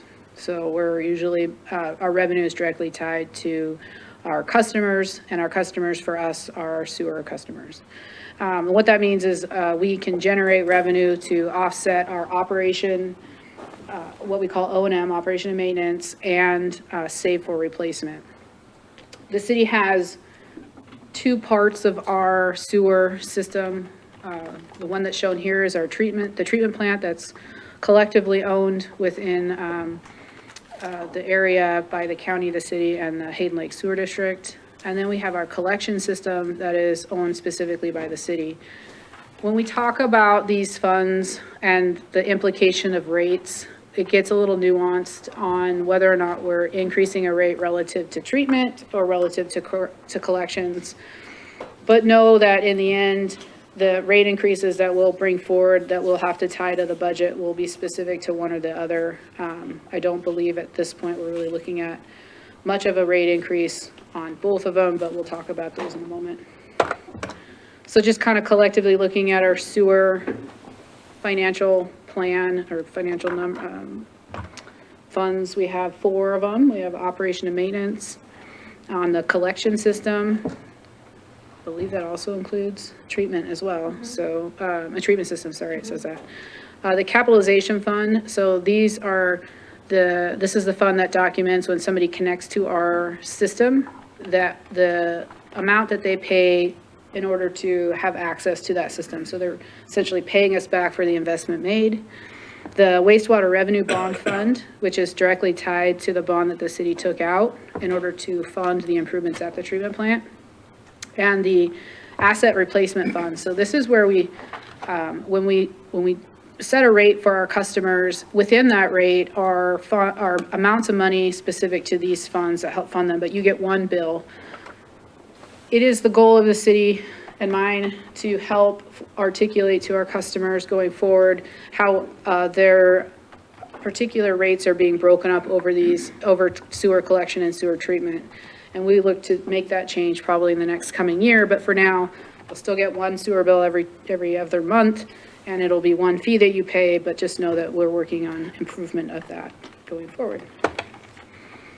So in order to help move this along, since really the sewer O&M fund and the sewer capitalization fund and the replacement fund show, I'm going to leave out water revenue bond for a moment, basically are the cost to repay the city for investments made. That's the capitalization fund. The sewer fund is our day-to-day operations.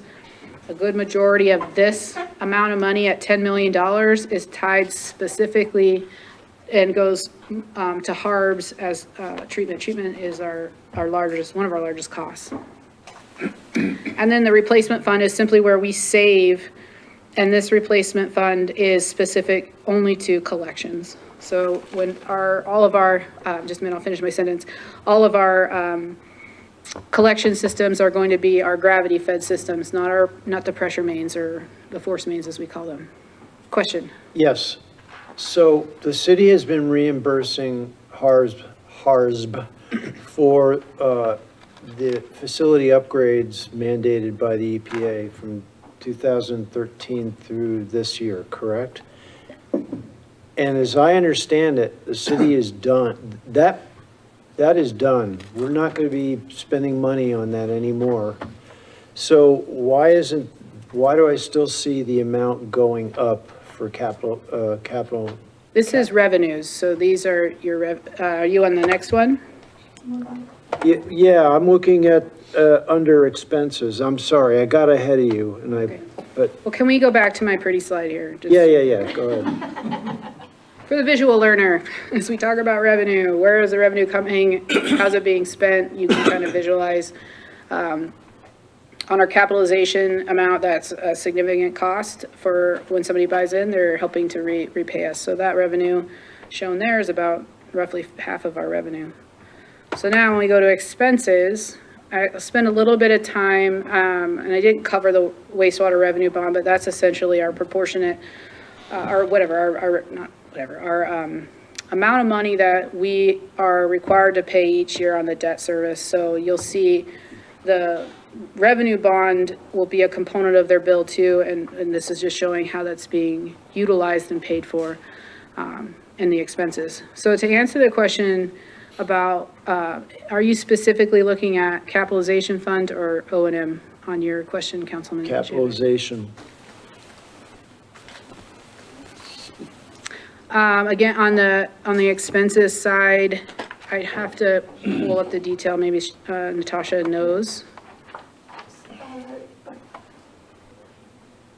Only for the microphone. So on you said the capitalization fund, right? Correct. So the capitalization fund is where a lot of the H6 project, it will be happening. Oh, right. So that is different than the infrastructure you're referring to over at the treatment plant, and that debt is paid out of the wastewater bond.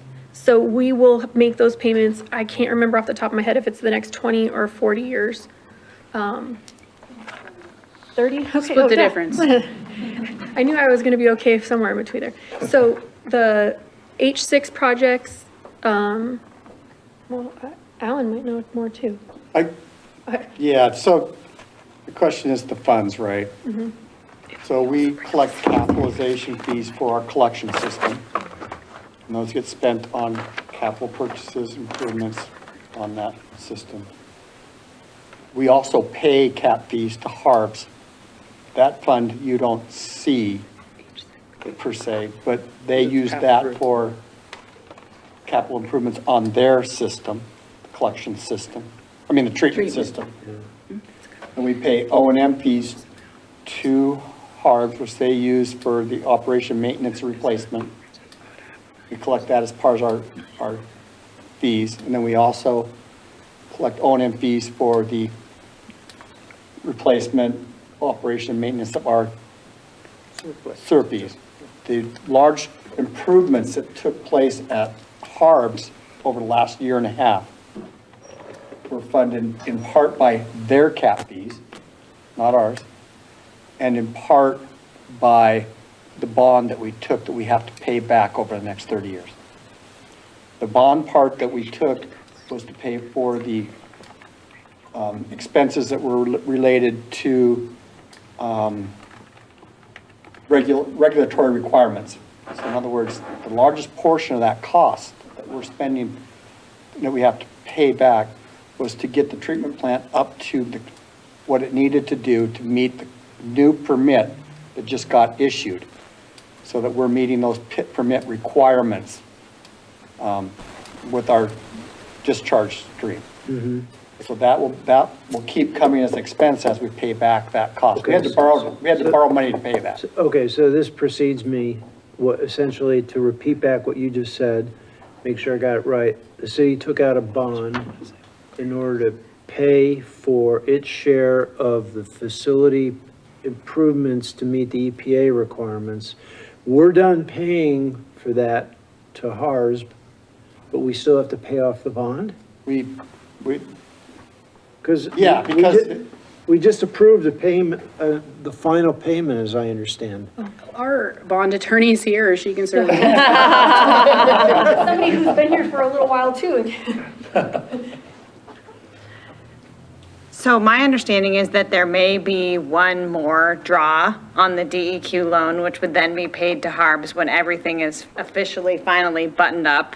That's what they're waiting on, to make sure that that DEQ has accepted all of the improvements as constructed. And when that's true, they'll release retainage, which is the last thing that would be released. And then at that point, we will actually finalize the bond. We haven't issued the bond. The goal is to issue the bond this spring. We've entered into a loan agreement with DEQ, and they've allowed us to do a drawdown kind of construction loan.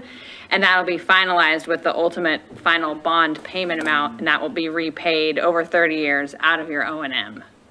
Okay. And that's the second phase, right? Draws. Okay. Well, that's for phase 1 and phase 2 of the regulatory project that was required by DEQ and EPA. Yeah. Thank you. Okay, so This slide's a little confusing. It says sewer O&M, but then capitalization fund, just, we'll clean up this before we publish it, but that would say capitalization fund. You'll see the majority of the revenues being the developer paid costs for H6 tied back to the public projects at 10 million. And that is that commensurate project level along with our other projects associated with the fiscal year. And that's why you see that increase there. So, does that help? Yeah, I think I got my answer. Yeah, appreciate it. I'm gonna go back because I don't want to overlook the pretty slides. So, O&M expenses, this is how it looks when we talk about O&M, not looking at all the other funds, but just looking at how O&M year to year, this is where when we see O&M expenses go up, we have to look at rate increases, in particular to matching what the O&M expenses year over end look like. When we look at overall, we're seeing a 6% increase to sewer revenue.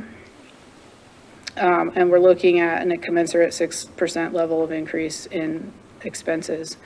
So does that mean that we're going to pass along a 6% increase to the customer, the ratepayer?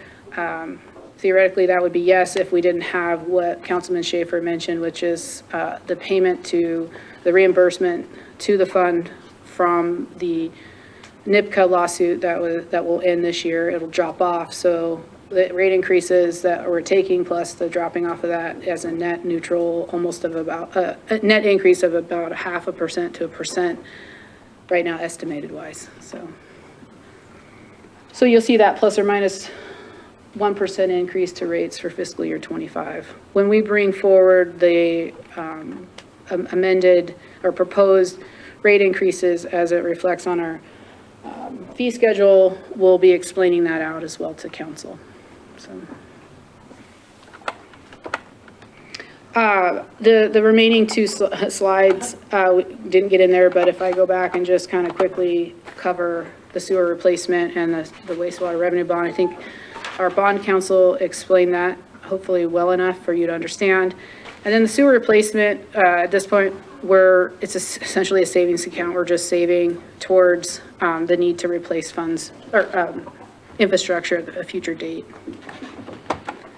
So where does that leave us? We've gone through all the funds. Everybody's super excited and seen all the hard work that we've done to look at what do we do next.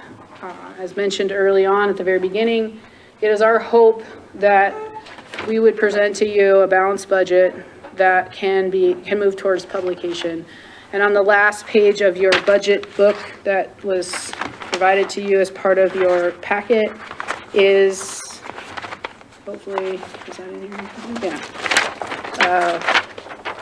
You see here, the draft of the proposed budget for fiscal year 24-25. I did ask, when you got your budget book, it showed a slightly smaller property tax general levy fund. We increased that by roughly $4,000 to accommodate the increase, or I guess the low estimation that we thought we were getting with the new construction values. Okay. So at this point, our hope is between now and when we publish this, that we'll have arguably the correct amount that needs to go in there.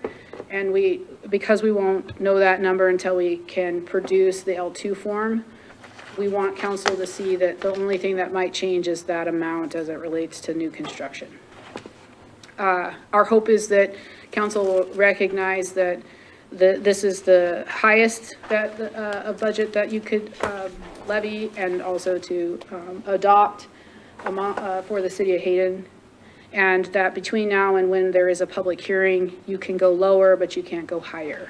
So the proposal here shows a revenue stream of $49,080,049 and an equivalent expense to that. So with that, I stand for any questions. I do have two motions up here that I would offer to you. You certainly don't have to use them, but a motion to approve the draft fiscal year 25 budget and authorize staff. And let me back up. The amount that I gave you should be inclusive of $4,000, right? So 49,000, is that what's shown here?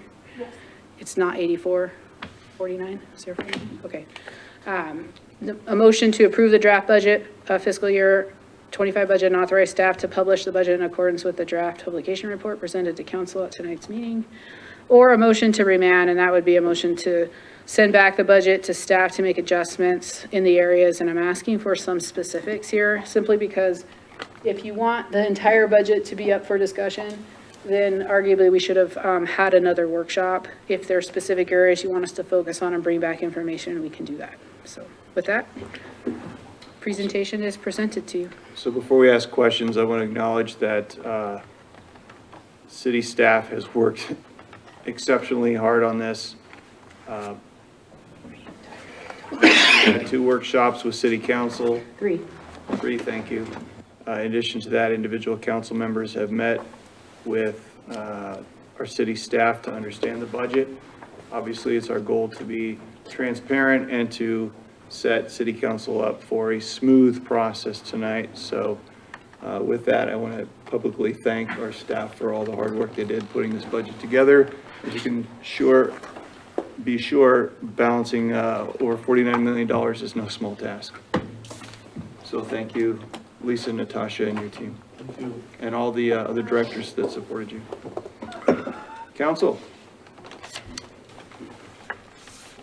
We can do this quick and make a motion, or we can start discussing things. Okay, I can see you rolling your eyes already, but I gotta. Roll the ones tonight now, come on now. So I would like to return to the subject of the Fund 111 interest. For the main purpose of acknowledging how that may be used in the future, either for this or for something else. So when we met in workshops, it was generally agreed that the goal was to take the statutory 3% increase. And I acknowledge that for a $500,000 house, that amounts to about $4 increase over a year. If taking on faith, the numbers are correct. But then also acknowledging that when I pay my tax bill, the city portion, city of Hayden portion is about 18%, right? No, I think it's 11, isn't it? 11? I'm not sure I understood the Of question. our taxing districts. Well, let's just say, 100%. let's just say 15% or something like that. And I assume that every other taxing entity in the county is also having the same discussion about meeting its commitments and therefore having to take a statutory increase. So that $4 then becomes more like $25 for a $500,000 house. Is that a huge deal for somebody? That's not for me to say, but it is an increase. And I want to say that I'm personally comfortable with us moving forward, taking this 3% statutory increase if we also acknowledge as a group that we need to learn more about this Fund 111 and what it may or may not be used for meeting the city's budgetary commitments. So I'll leave it at that and to entertain any discussions to the rest of council, but I want to express that as my opinion on this. Okay, are there any other comments from council? Go ahead. Yes, so yes, thank you to the staff for all of their hard work and everything. I just want to acknowledge though that although the city has a lot of needs, we do need to consider the taxpayers and the burden on them. And if every single taxing district takes the 3%, then it's quite a burden on the taxpayers. So I'm not comfortable with the 3% increase at this time. Thank you. Go ahead. Can we put up that slide again that showed it was a sliding scale of 3%, 2%, you know which one I'm talking about? And I think for the purposes of my understanding of increase, I believe it's 33 cents per percent increase, so it's more like $12. No, it's 33 cents per month, literally, not. Okay, and then I It's not a percent. misunderstood that, so. Yeah, it was towards the, It's the one with that one there. That one there, Yeah. yeah. There it is on the bottom. Okay. Okay, not only this time, but historically, you're looking at Hayden at the bottom and the other entities and other cities and the like that have a significantly higher levy rate and have had that levy rate for years. And that will extrapolate out over time, perpetually, as I understand it. And so we are behind the eight ball almost continually to find funds. I'm looking at the CIP here for 5 years, and there are projected budget of 54 million, almost $55 million in projects. HURA, who many people don't like and don't think we should be taking their money and stuff like that, or whatever that is going to go away in a short period of time. And when that money's gone, that possibility that money's gone, the only opportunity we're going to have is primarily the taxpayers and or maybe government money, but some people don't want to take government money. So anyways, bottom line, we're going to be going to the taxpayers either way. We can save you $12 now and be honest with you and come back and say, you know, folks, you're complaining about the traffic and the roads and the roundabouts and the this and the that related to primarily these projects on the CIP, $55 million worth of projected projects. We can either keep it as it is and let it get worse and just complain and complain and complain and do nothing, or you can pony up $55 million.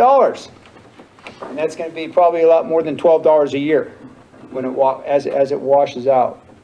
I agree with Councilmember Schaefer. I want to know more about this 111, okay, where we can use it.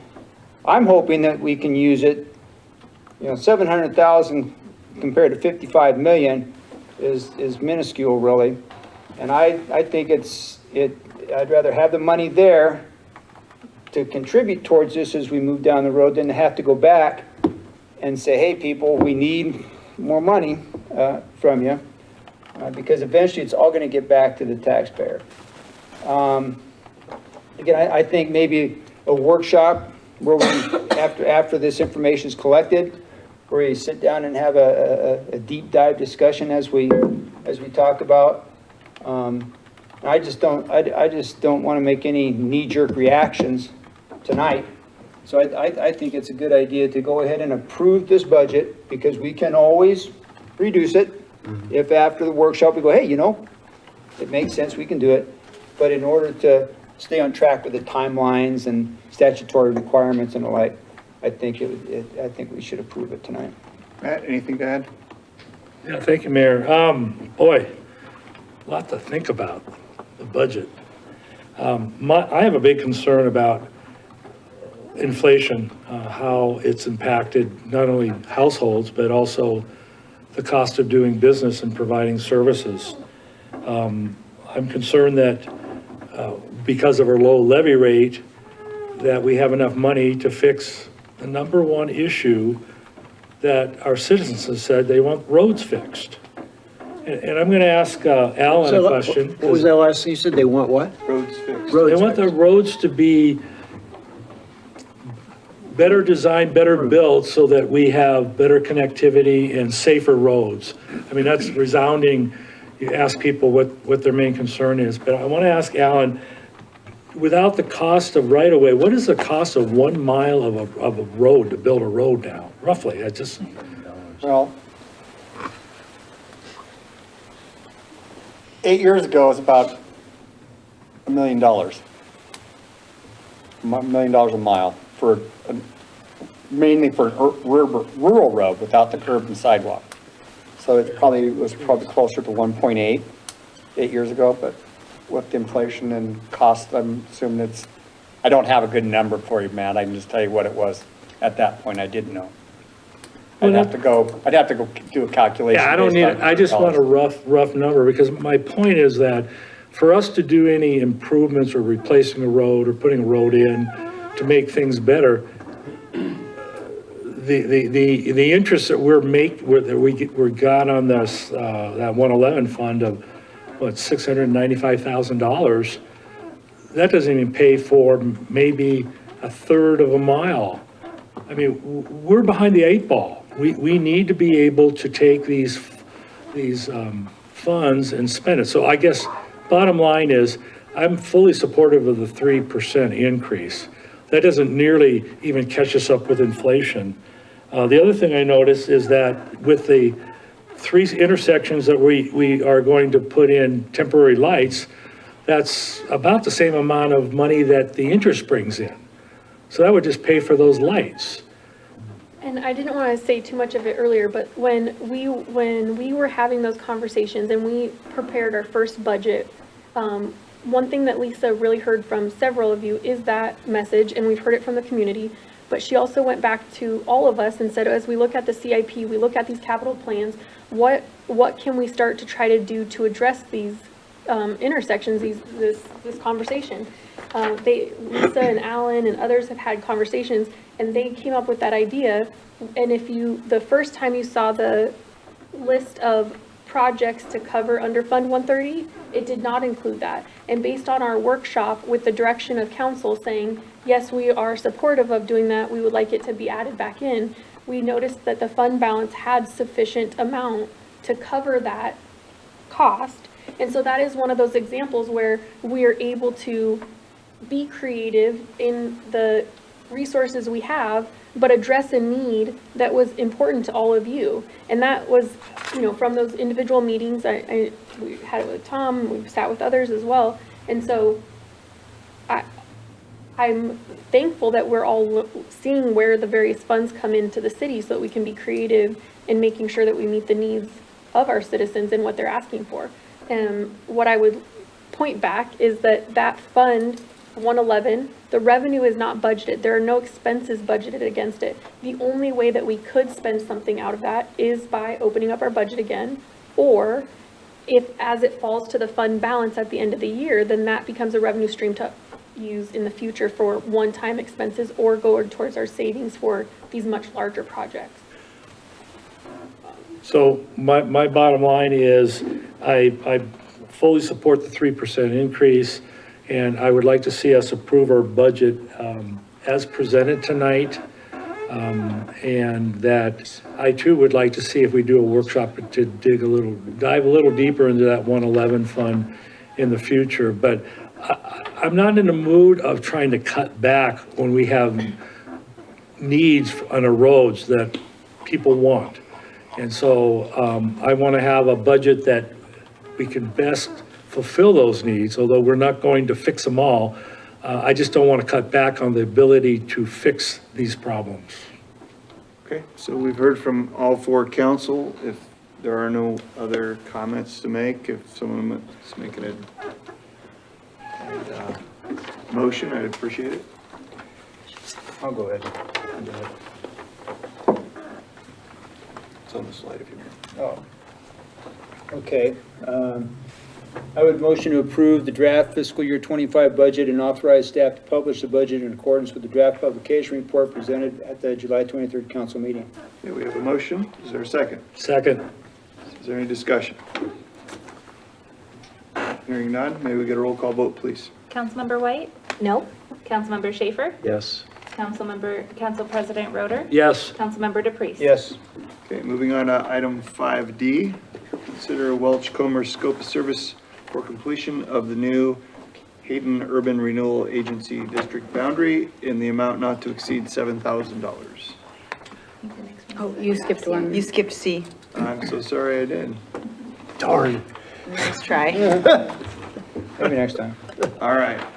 As I was, moving on to item 5C, which is an action item to approve the draft fiscal year 2025 through 2029 capital improvement plan.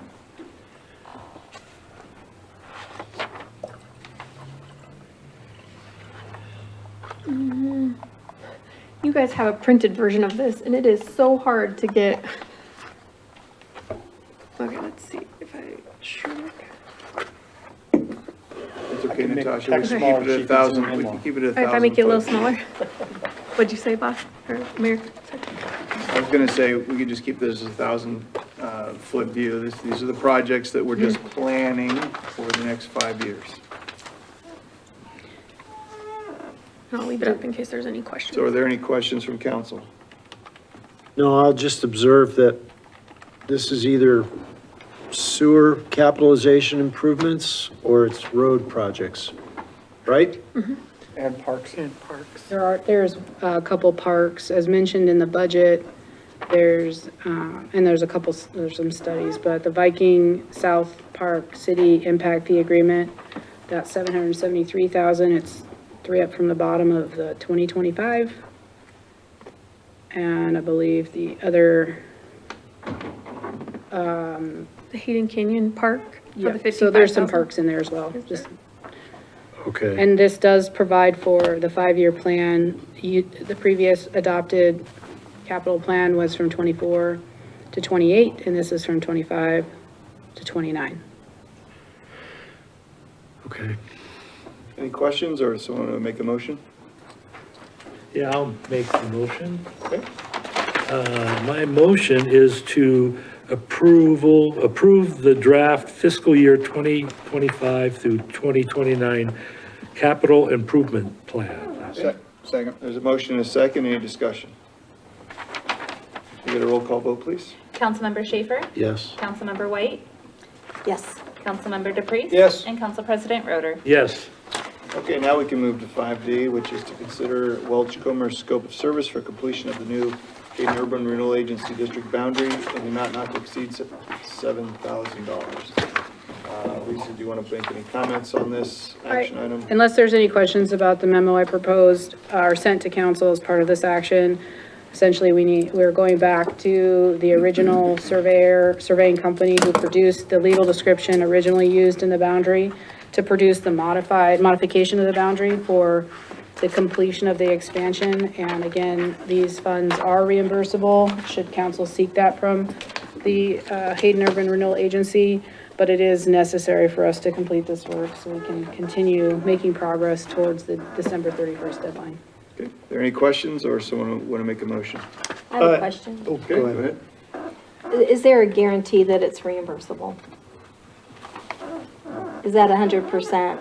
The guarantee is whether or not council wants to seek it. So the only guarantee of it being, well, 2 parts. 1, that council has to ask for it, and 2, that you have to complete it.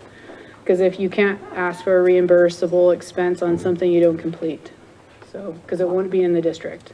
Okay, so it's not guaranteed that we would get that reimbursement.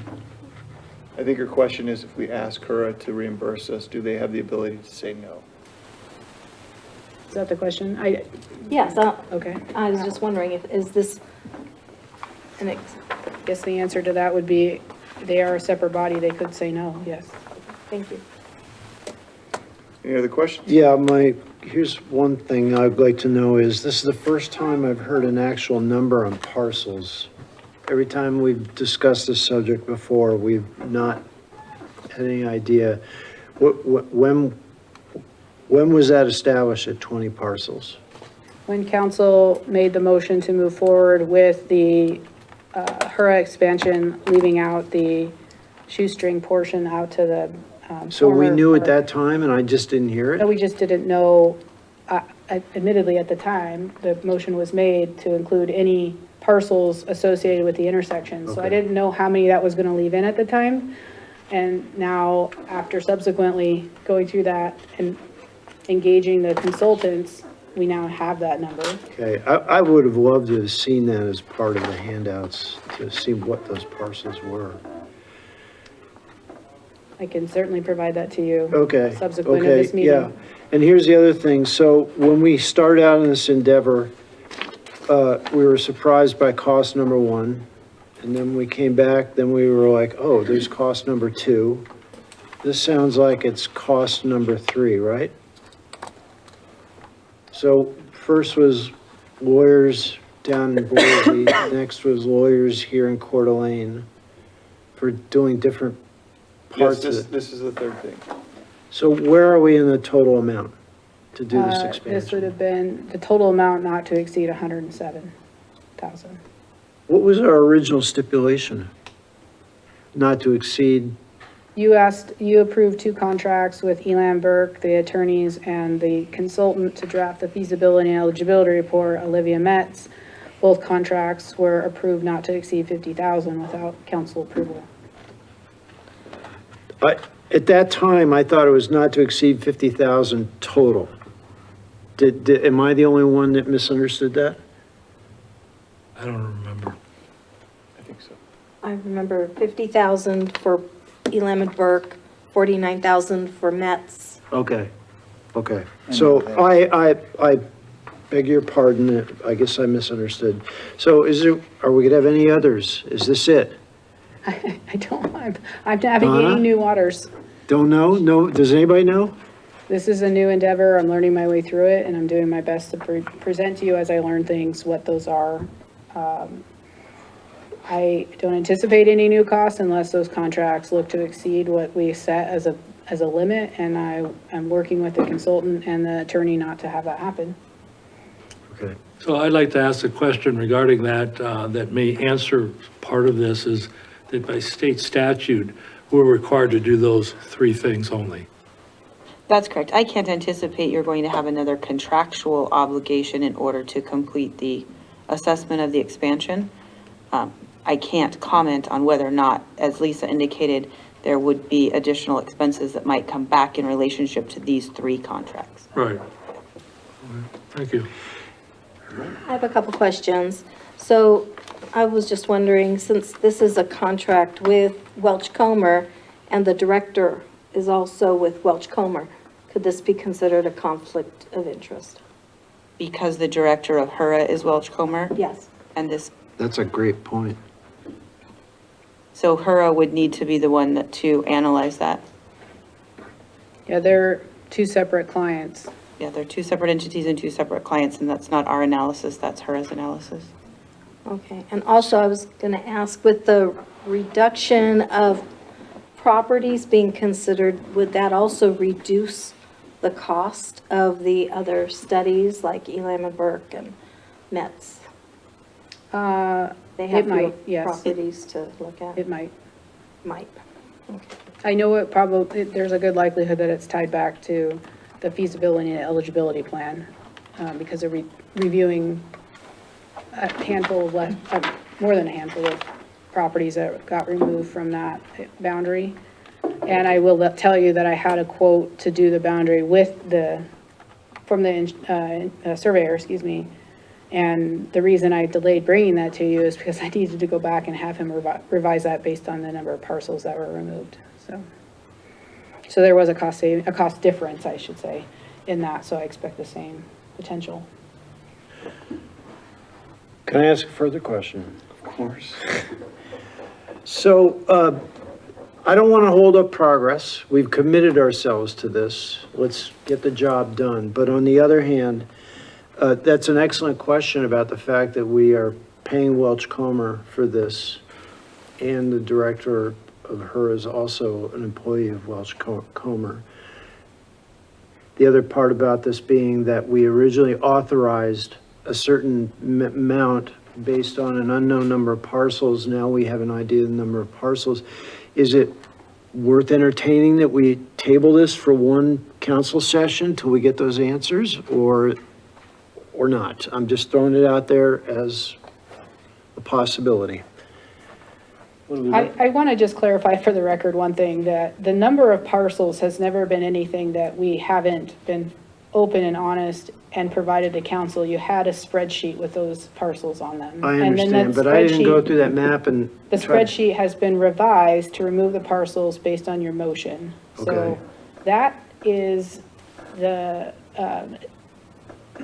information that has been at your guys' opportunity of review since we started this process. Nobody's first coming out and saying those numbers of parcels. We're only identifying the motion or the action to align with the motion that was made, and staff has produced that. We're just now have no number from the original proposal, which has been presented to you, and been presented to both the surveyor, the attorney, and the consultant. What are you asking, that we just table it until we get firm numbers based on the Yes. actual number of parcels? Yes. How many did you strip out? Is that string down to how many did you strip out there, roughly? I believe there were only 2 parcels that remained on that particular I think it was Miles Road, and those were the two adjacent to that intersection. Right. So I can't tell you. 5, 6, 7, 8, 9, whatever it were, all those parcels all the way down to the property at the corner of Between Miles and 10 and Lacey. 15 parcels were removed. Okay, and I'm it guessing. appears though, that the logical assumption would be that if the initial quote was given with all of those in there, that it would possibly be higher, and that, I think you're asking that we'd like a firm number based on the actual number of parcels. Yeah. Firm number of what? Yeah. So I this apologize, contract- I know I only vote when it's a tie, but just so I understand, if we authorize a contract with Welch Comer and it has a not to exceed, what's the value of finding a hard number? If Well, it's the- 5,500, 6,500, it's still not gonna exceed $7,000. Is that gonna change your vote on this? The amount that's been presented to you is on the revised number of parcels. It's on the current. It is on the revised Yes, number. that's what I'm trying to say. For the survey.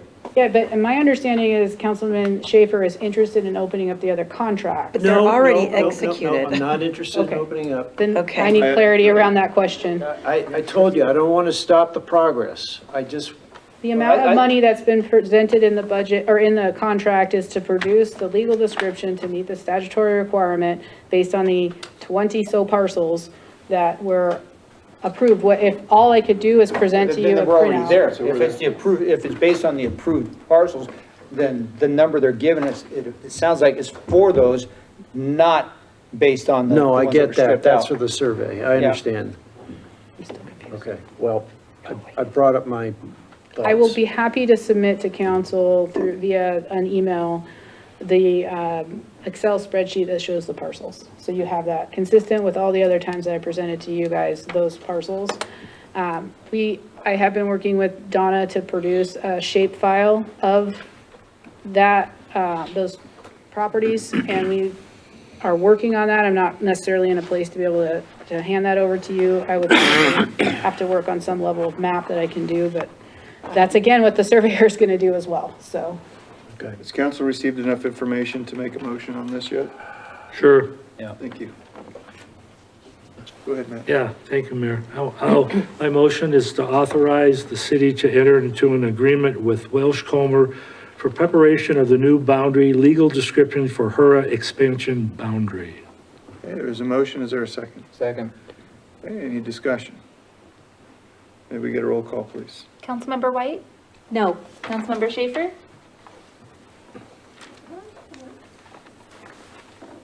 Yes. Councilmember DePreez? Yes. And Councilmember President Roder? Yes. Okay, moving on to item 5E, supplemental agreement for professional services with David Evans and Associates Incorporated for the Ramsey Road Extension Project Phase 1A and 1B. We've got a memo supporting such.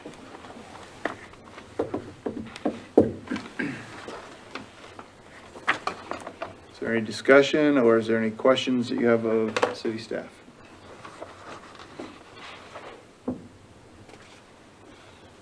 Okay, does anyone want to make a motion? Sure. Thank you. I would move to approve the supplemental agreement for professional services with David Evans and Associates, Inc. for the Ramsey Road Extension Project Phase 1A and 1B. Okay, there's a motion, is there a second? I'll second it. Is there a second? Is there any discussion?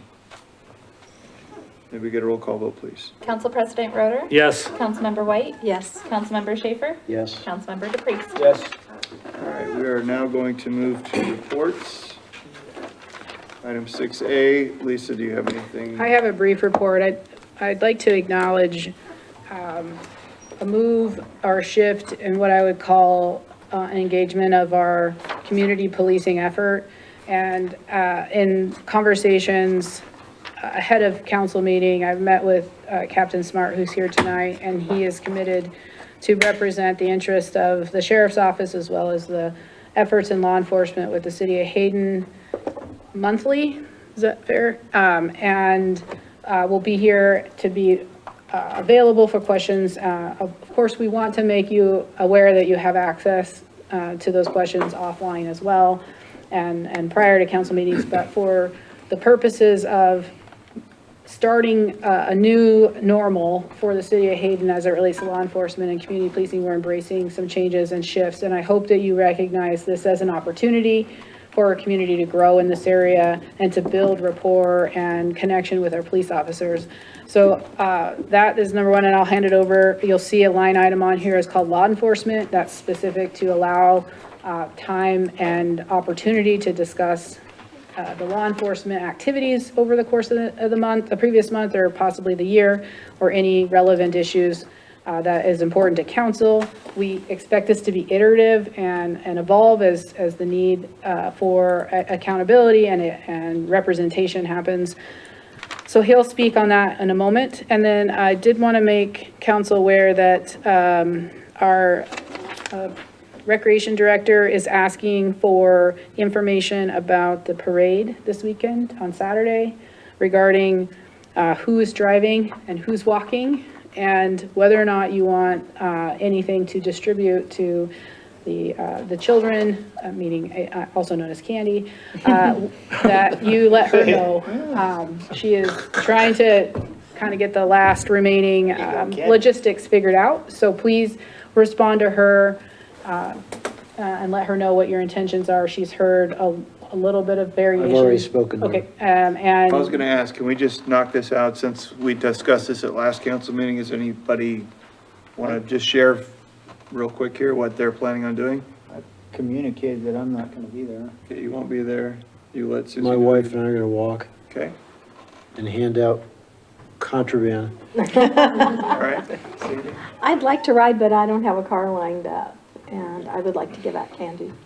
Okay, so you might be there, you're looking, I will be there, okay, I just you might be walking. might be walking. All right, Matt? I'd like to walk, and the question is, I'd like to have my grandkids help hand out candy if that's possible. No problem with it? Is that okay? I'm fine with I it. don't They'd love it. I don't see any issue with that. All right, so can we get that information? Don't back eat to a Susie? few Yeah. pieces, though. I certainly can. All right, thank you very much. I just need to know where we have to queue up and at what time. Once she understands how you are traveling, she will get you the information about where Got to it. It's queue. usually just north of Hayden Avenue. And with that, I would answer any questions council has of us. We've been incredibly busy behind the scenes preparing for tonight's presentation. So with that, I'm happy to answer any questions if you have them. Any questions for Lisa? Okay, I'm hearing none. We're gonna move on to 6B. Captain Smart, that's you. This like- is, he's like, I'm giving "Phew." him some assigned seating here, so hopefully he can, sitting here.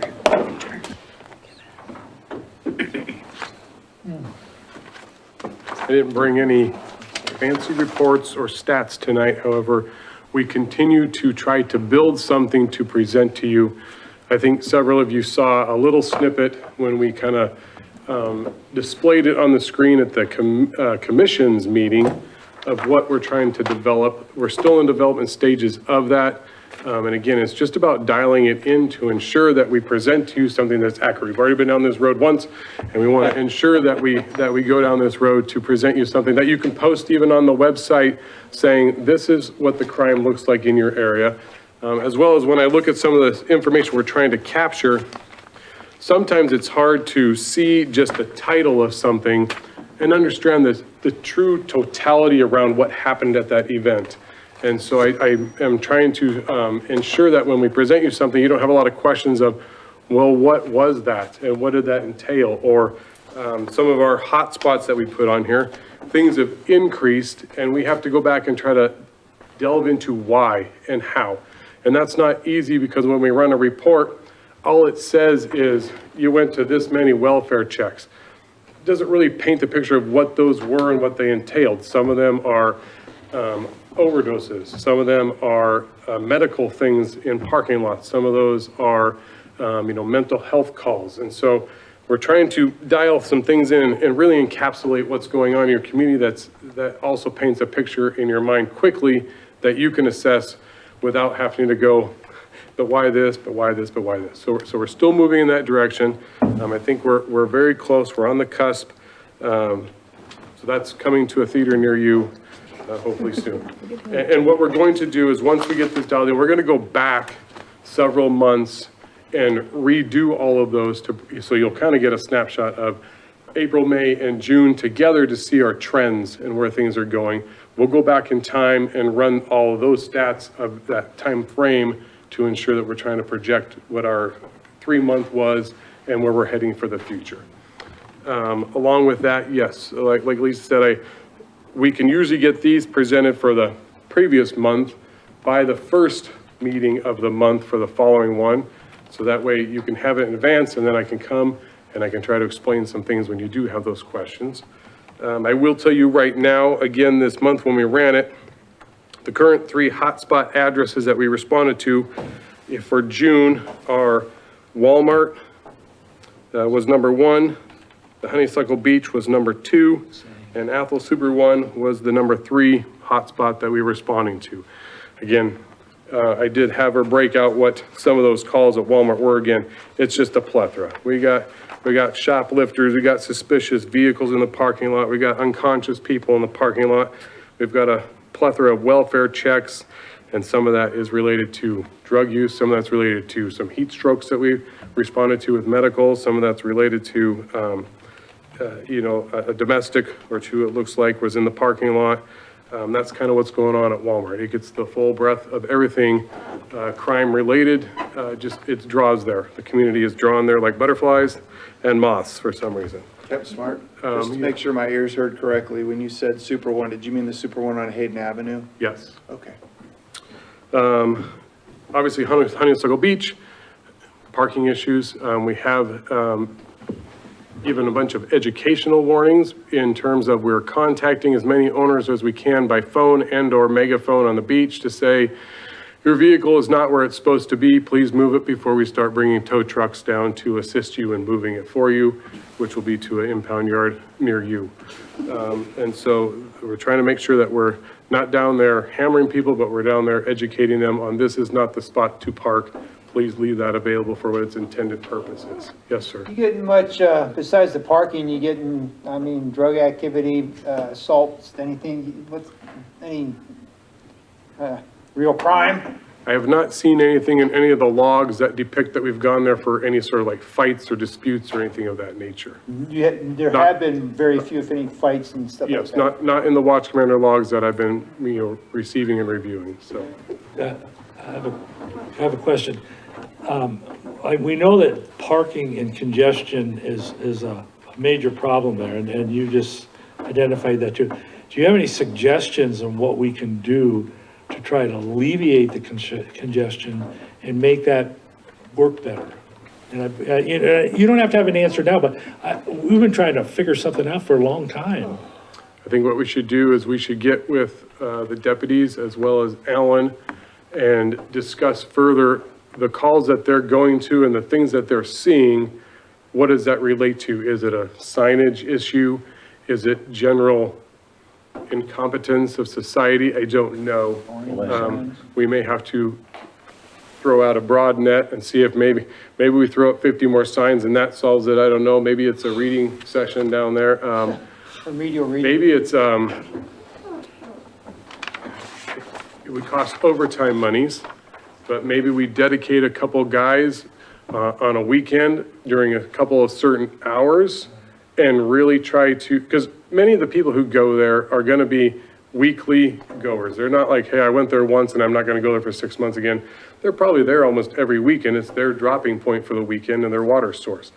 Maybe we can be down there and educate things up front to where they see it and it solves, I don't know. So just a quick question, I don't want to dive into too deep, but could we use some of that boat ramp money that we get to hire like a harbor master or somebody that can help pay them overtime, that they can help control what happens down there? Okay, yeah. Okay, any other questions? Great for idea, Captain thank you. I just want to say thank you for coming and making this something that you'll do every month, because I think it's very important to connect with you. And what we'll try to do is, not only will we have some stats, we'll try to bring any sort of like impactful calls that truly have sparked off. Obviously, there's a couple even here in the month of July that we've had up front. We had a fireworks incident that did result in a burned home. We have pursued charges and filed that with the prosecutor's office. We'll see where that goes from there. We did assist it's called ICAC, it's the Idaho Crimes Against Children group. They're the ones who get a lot of like tips through internet sourcing and stuff like that. We did assist them on a search warrant and an arrest up in Hayden for a child pornography household. And then we also recently did have an animal control call that was significant where we did have 5 deceased dogs. And we did, we're currently investigating that further. We have sent several of those dogs to the Washington State down at Washington State University for, I guess you would call it, what do you do? Necropsy. Just to ensure that we hammer home the investigation of how they came about to be deceased and made sure it's not natural. And I believe we'll be filing charges on that as well. Did the last dog pull through or did it pass also? I do not recall on that. They were all from the same household? Yes. Yeah, so those are kind of the 3 top things that have popped off already in July that we're looking at. So. Possibly, agenda-wise, maybe so that Captain Smart doesn't have to sit through 2.5 hours to give his report. Can we move him to the top of the agenda? Maybe? Yes, that's a good Okay. Yeah. Hope we want to be nice. Cap, thank you very much. I do have a Oh, quick, so sorry. I don't know what our statute is for fireworks in the city of Hayden. Are they allowed or not? Well, I think Captain Smart can probably comment on But I have that. to say, you're probably, your ordinance, I'm sure mirrors the state statute, which would be 30-foot diameter circle. Okay. No more than sparks, that would be sparks going outside a 30-foot circle. No more than, I think it's 30 feet in the air and no more than 20 feet in another direction. Do you do any law enforcement on fireworks, or are you just Well, we put it out every year that, hey, here's the ordinance, here's the state statute, and then we get about 4,000 calls that everybody says there's fireworks going off here. And so 4,000 we calls. try to go around and ensure that if we're stumbling across it right in front of us, hey, that's a no-go. Okay. Take their mortars away from them? You know, that's a touchy subject, you know, I mean, how much do you want to dampen of society's rights to enjoy the 4th of July? There's Yeah, been but on some- July 1st and July 8th and July, that's it. Yeah, well, there's been some times, you know, like when I first started, my first couple of years, we filled up 5 garbage cans full and watered them all down. And that was very disconcerting for many of the citizens. So right now, it's a catch-up game. The calls come in, we try to respond to them. And sometimes we get there in time to be able to see something and give some warnings. And other times, it's already done and over with and we have to move on. Again, thank you very much. Yeah, thank you. Okay, we're going to move on to 6C. Does the council have any items for roundtable discussion? Just one suggestion, if maybe we could, do some maintenance around the Owl Cafe from grass and that, because it could be a fire hazard, and I would bet that her would reimburse the city for our time if we could do that. Okay, thank you. Anything else? I have one thing for council, and it's nice that the captain kind of opened the door for me here. I've, a while back, as we all have, recognized the problem the city faces parking at Honeysuckle Beach. I'd like to engage with the Hayden Lake Marina to discuss potential solutions to our parking issue. But before I do that, I want to know if council has any objection to my engaging with the marina, What would they do? What marina? the Hayden Lake Marina. Went halfway around by whatever that is, that restaurant down there?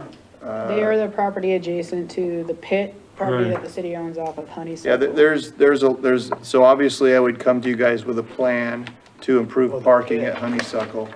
But before I do that, I don't want to waste landowners' time. I don't want to waste my time. I want to know that council is open to new ideas to tackling parking at Honeysuckle Beach. Can I ask a question? Is that the same property that was offered to for the city to buy about That- a year ago. That property could come into play. Again, there's no specifics with it. I'm not looking to buy it necessarily or anything like that, but that property could be part of a solution. So it's the same property. Yes, it's the property that our streets stores its raw materials in the vicinity of Honeysuckle and Strayhorn. I have no opinions. I'd engage and talk is fine, there's nothing wrong with talking. Talking's fine. Yeah, go ahead and engage. The only thing I would ask is, I don't believe it's zone commercial. I think it's zone residential. And whatever that means, but it's being used as a commercial use. So we might want to check on that. Okay, just for my curiosity, I understand that property was, the city was given first, what's the proper term? Right of refusal. Right of refusal. Why was the property, why did council pass on that when we had an opportunity to purchase it? Probably didn't have the money. I don't know. Don't remember? Don't remember. Okay, fair enough. All right, that's all I had. We're now going to move into agenda item number 7, which is an executive session. I'm sorry. Yes, sir. Normally I don't want to talk to you guys, but you know what, here I am today for the third time. I just want to bring up one more thing. Councilman Roeder, you hit on several times lately about community-oriented policing. And I think that comes back to, we want to do that. We have done it in the past. We are out there in some of the, involvements of, National Night Out. We do help with some traffic control during like the Hayden Duathlon, those kinds of things. One of the things I would just say is, that comes back to letting us know of the events, and we will by all means get resources there to either one, for see if it's seeing security need or safety, or just be out there with the community so they can see us and interact with us. I think some of it comes down, sometimes we just don't know, and then people think that we're not interested. No, we don't know all the things that are going on. So when anybody finds something, you just got to ship it our way, and we'll outline, now, some of that may come with, you have a deputy who's on duty, he's got nothing going on right now, he swings in, pops in, shows his face, and then he has to leave for a call for service. If we're wanting to talk about something that's truly dedicated, then we'd have to talk a little bit more about comping time or adjusting schedules or whatever. But I just want to throw that out there. We do want to be involved and engaged. Sometimes we just don't know things until after the fact, and then it's like, oh, well, yeah, we would have sent somebody to that for sure, so. Thank you. Okay. Thank you. Okay, so we now want to move into executive session. I'll make a motion. I motion that we go into executive session based on Idaho Code 74-2061F to communicate with legal counsel for the public agency to discuss the legal ramifications, and I don't think I have to say the rest. I think I just have to quote that code, so. Okay, a motion and a second. Roll call, please. Councilmember Schaefer? Yes. Councilmember White? Yes. Councilmember DePreez? Yes. And Council President Roeder? Yes. Okay, so for our guests, drive safely home, please. Thank you. See you, Captain.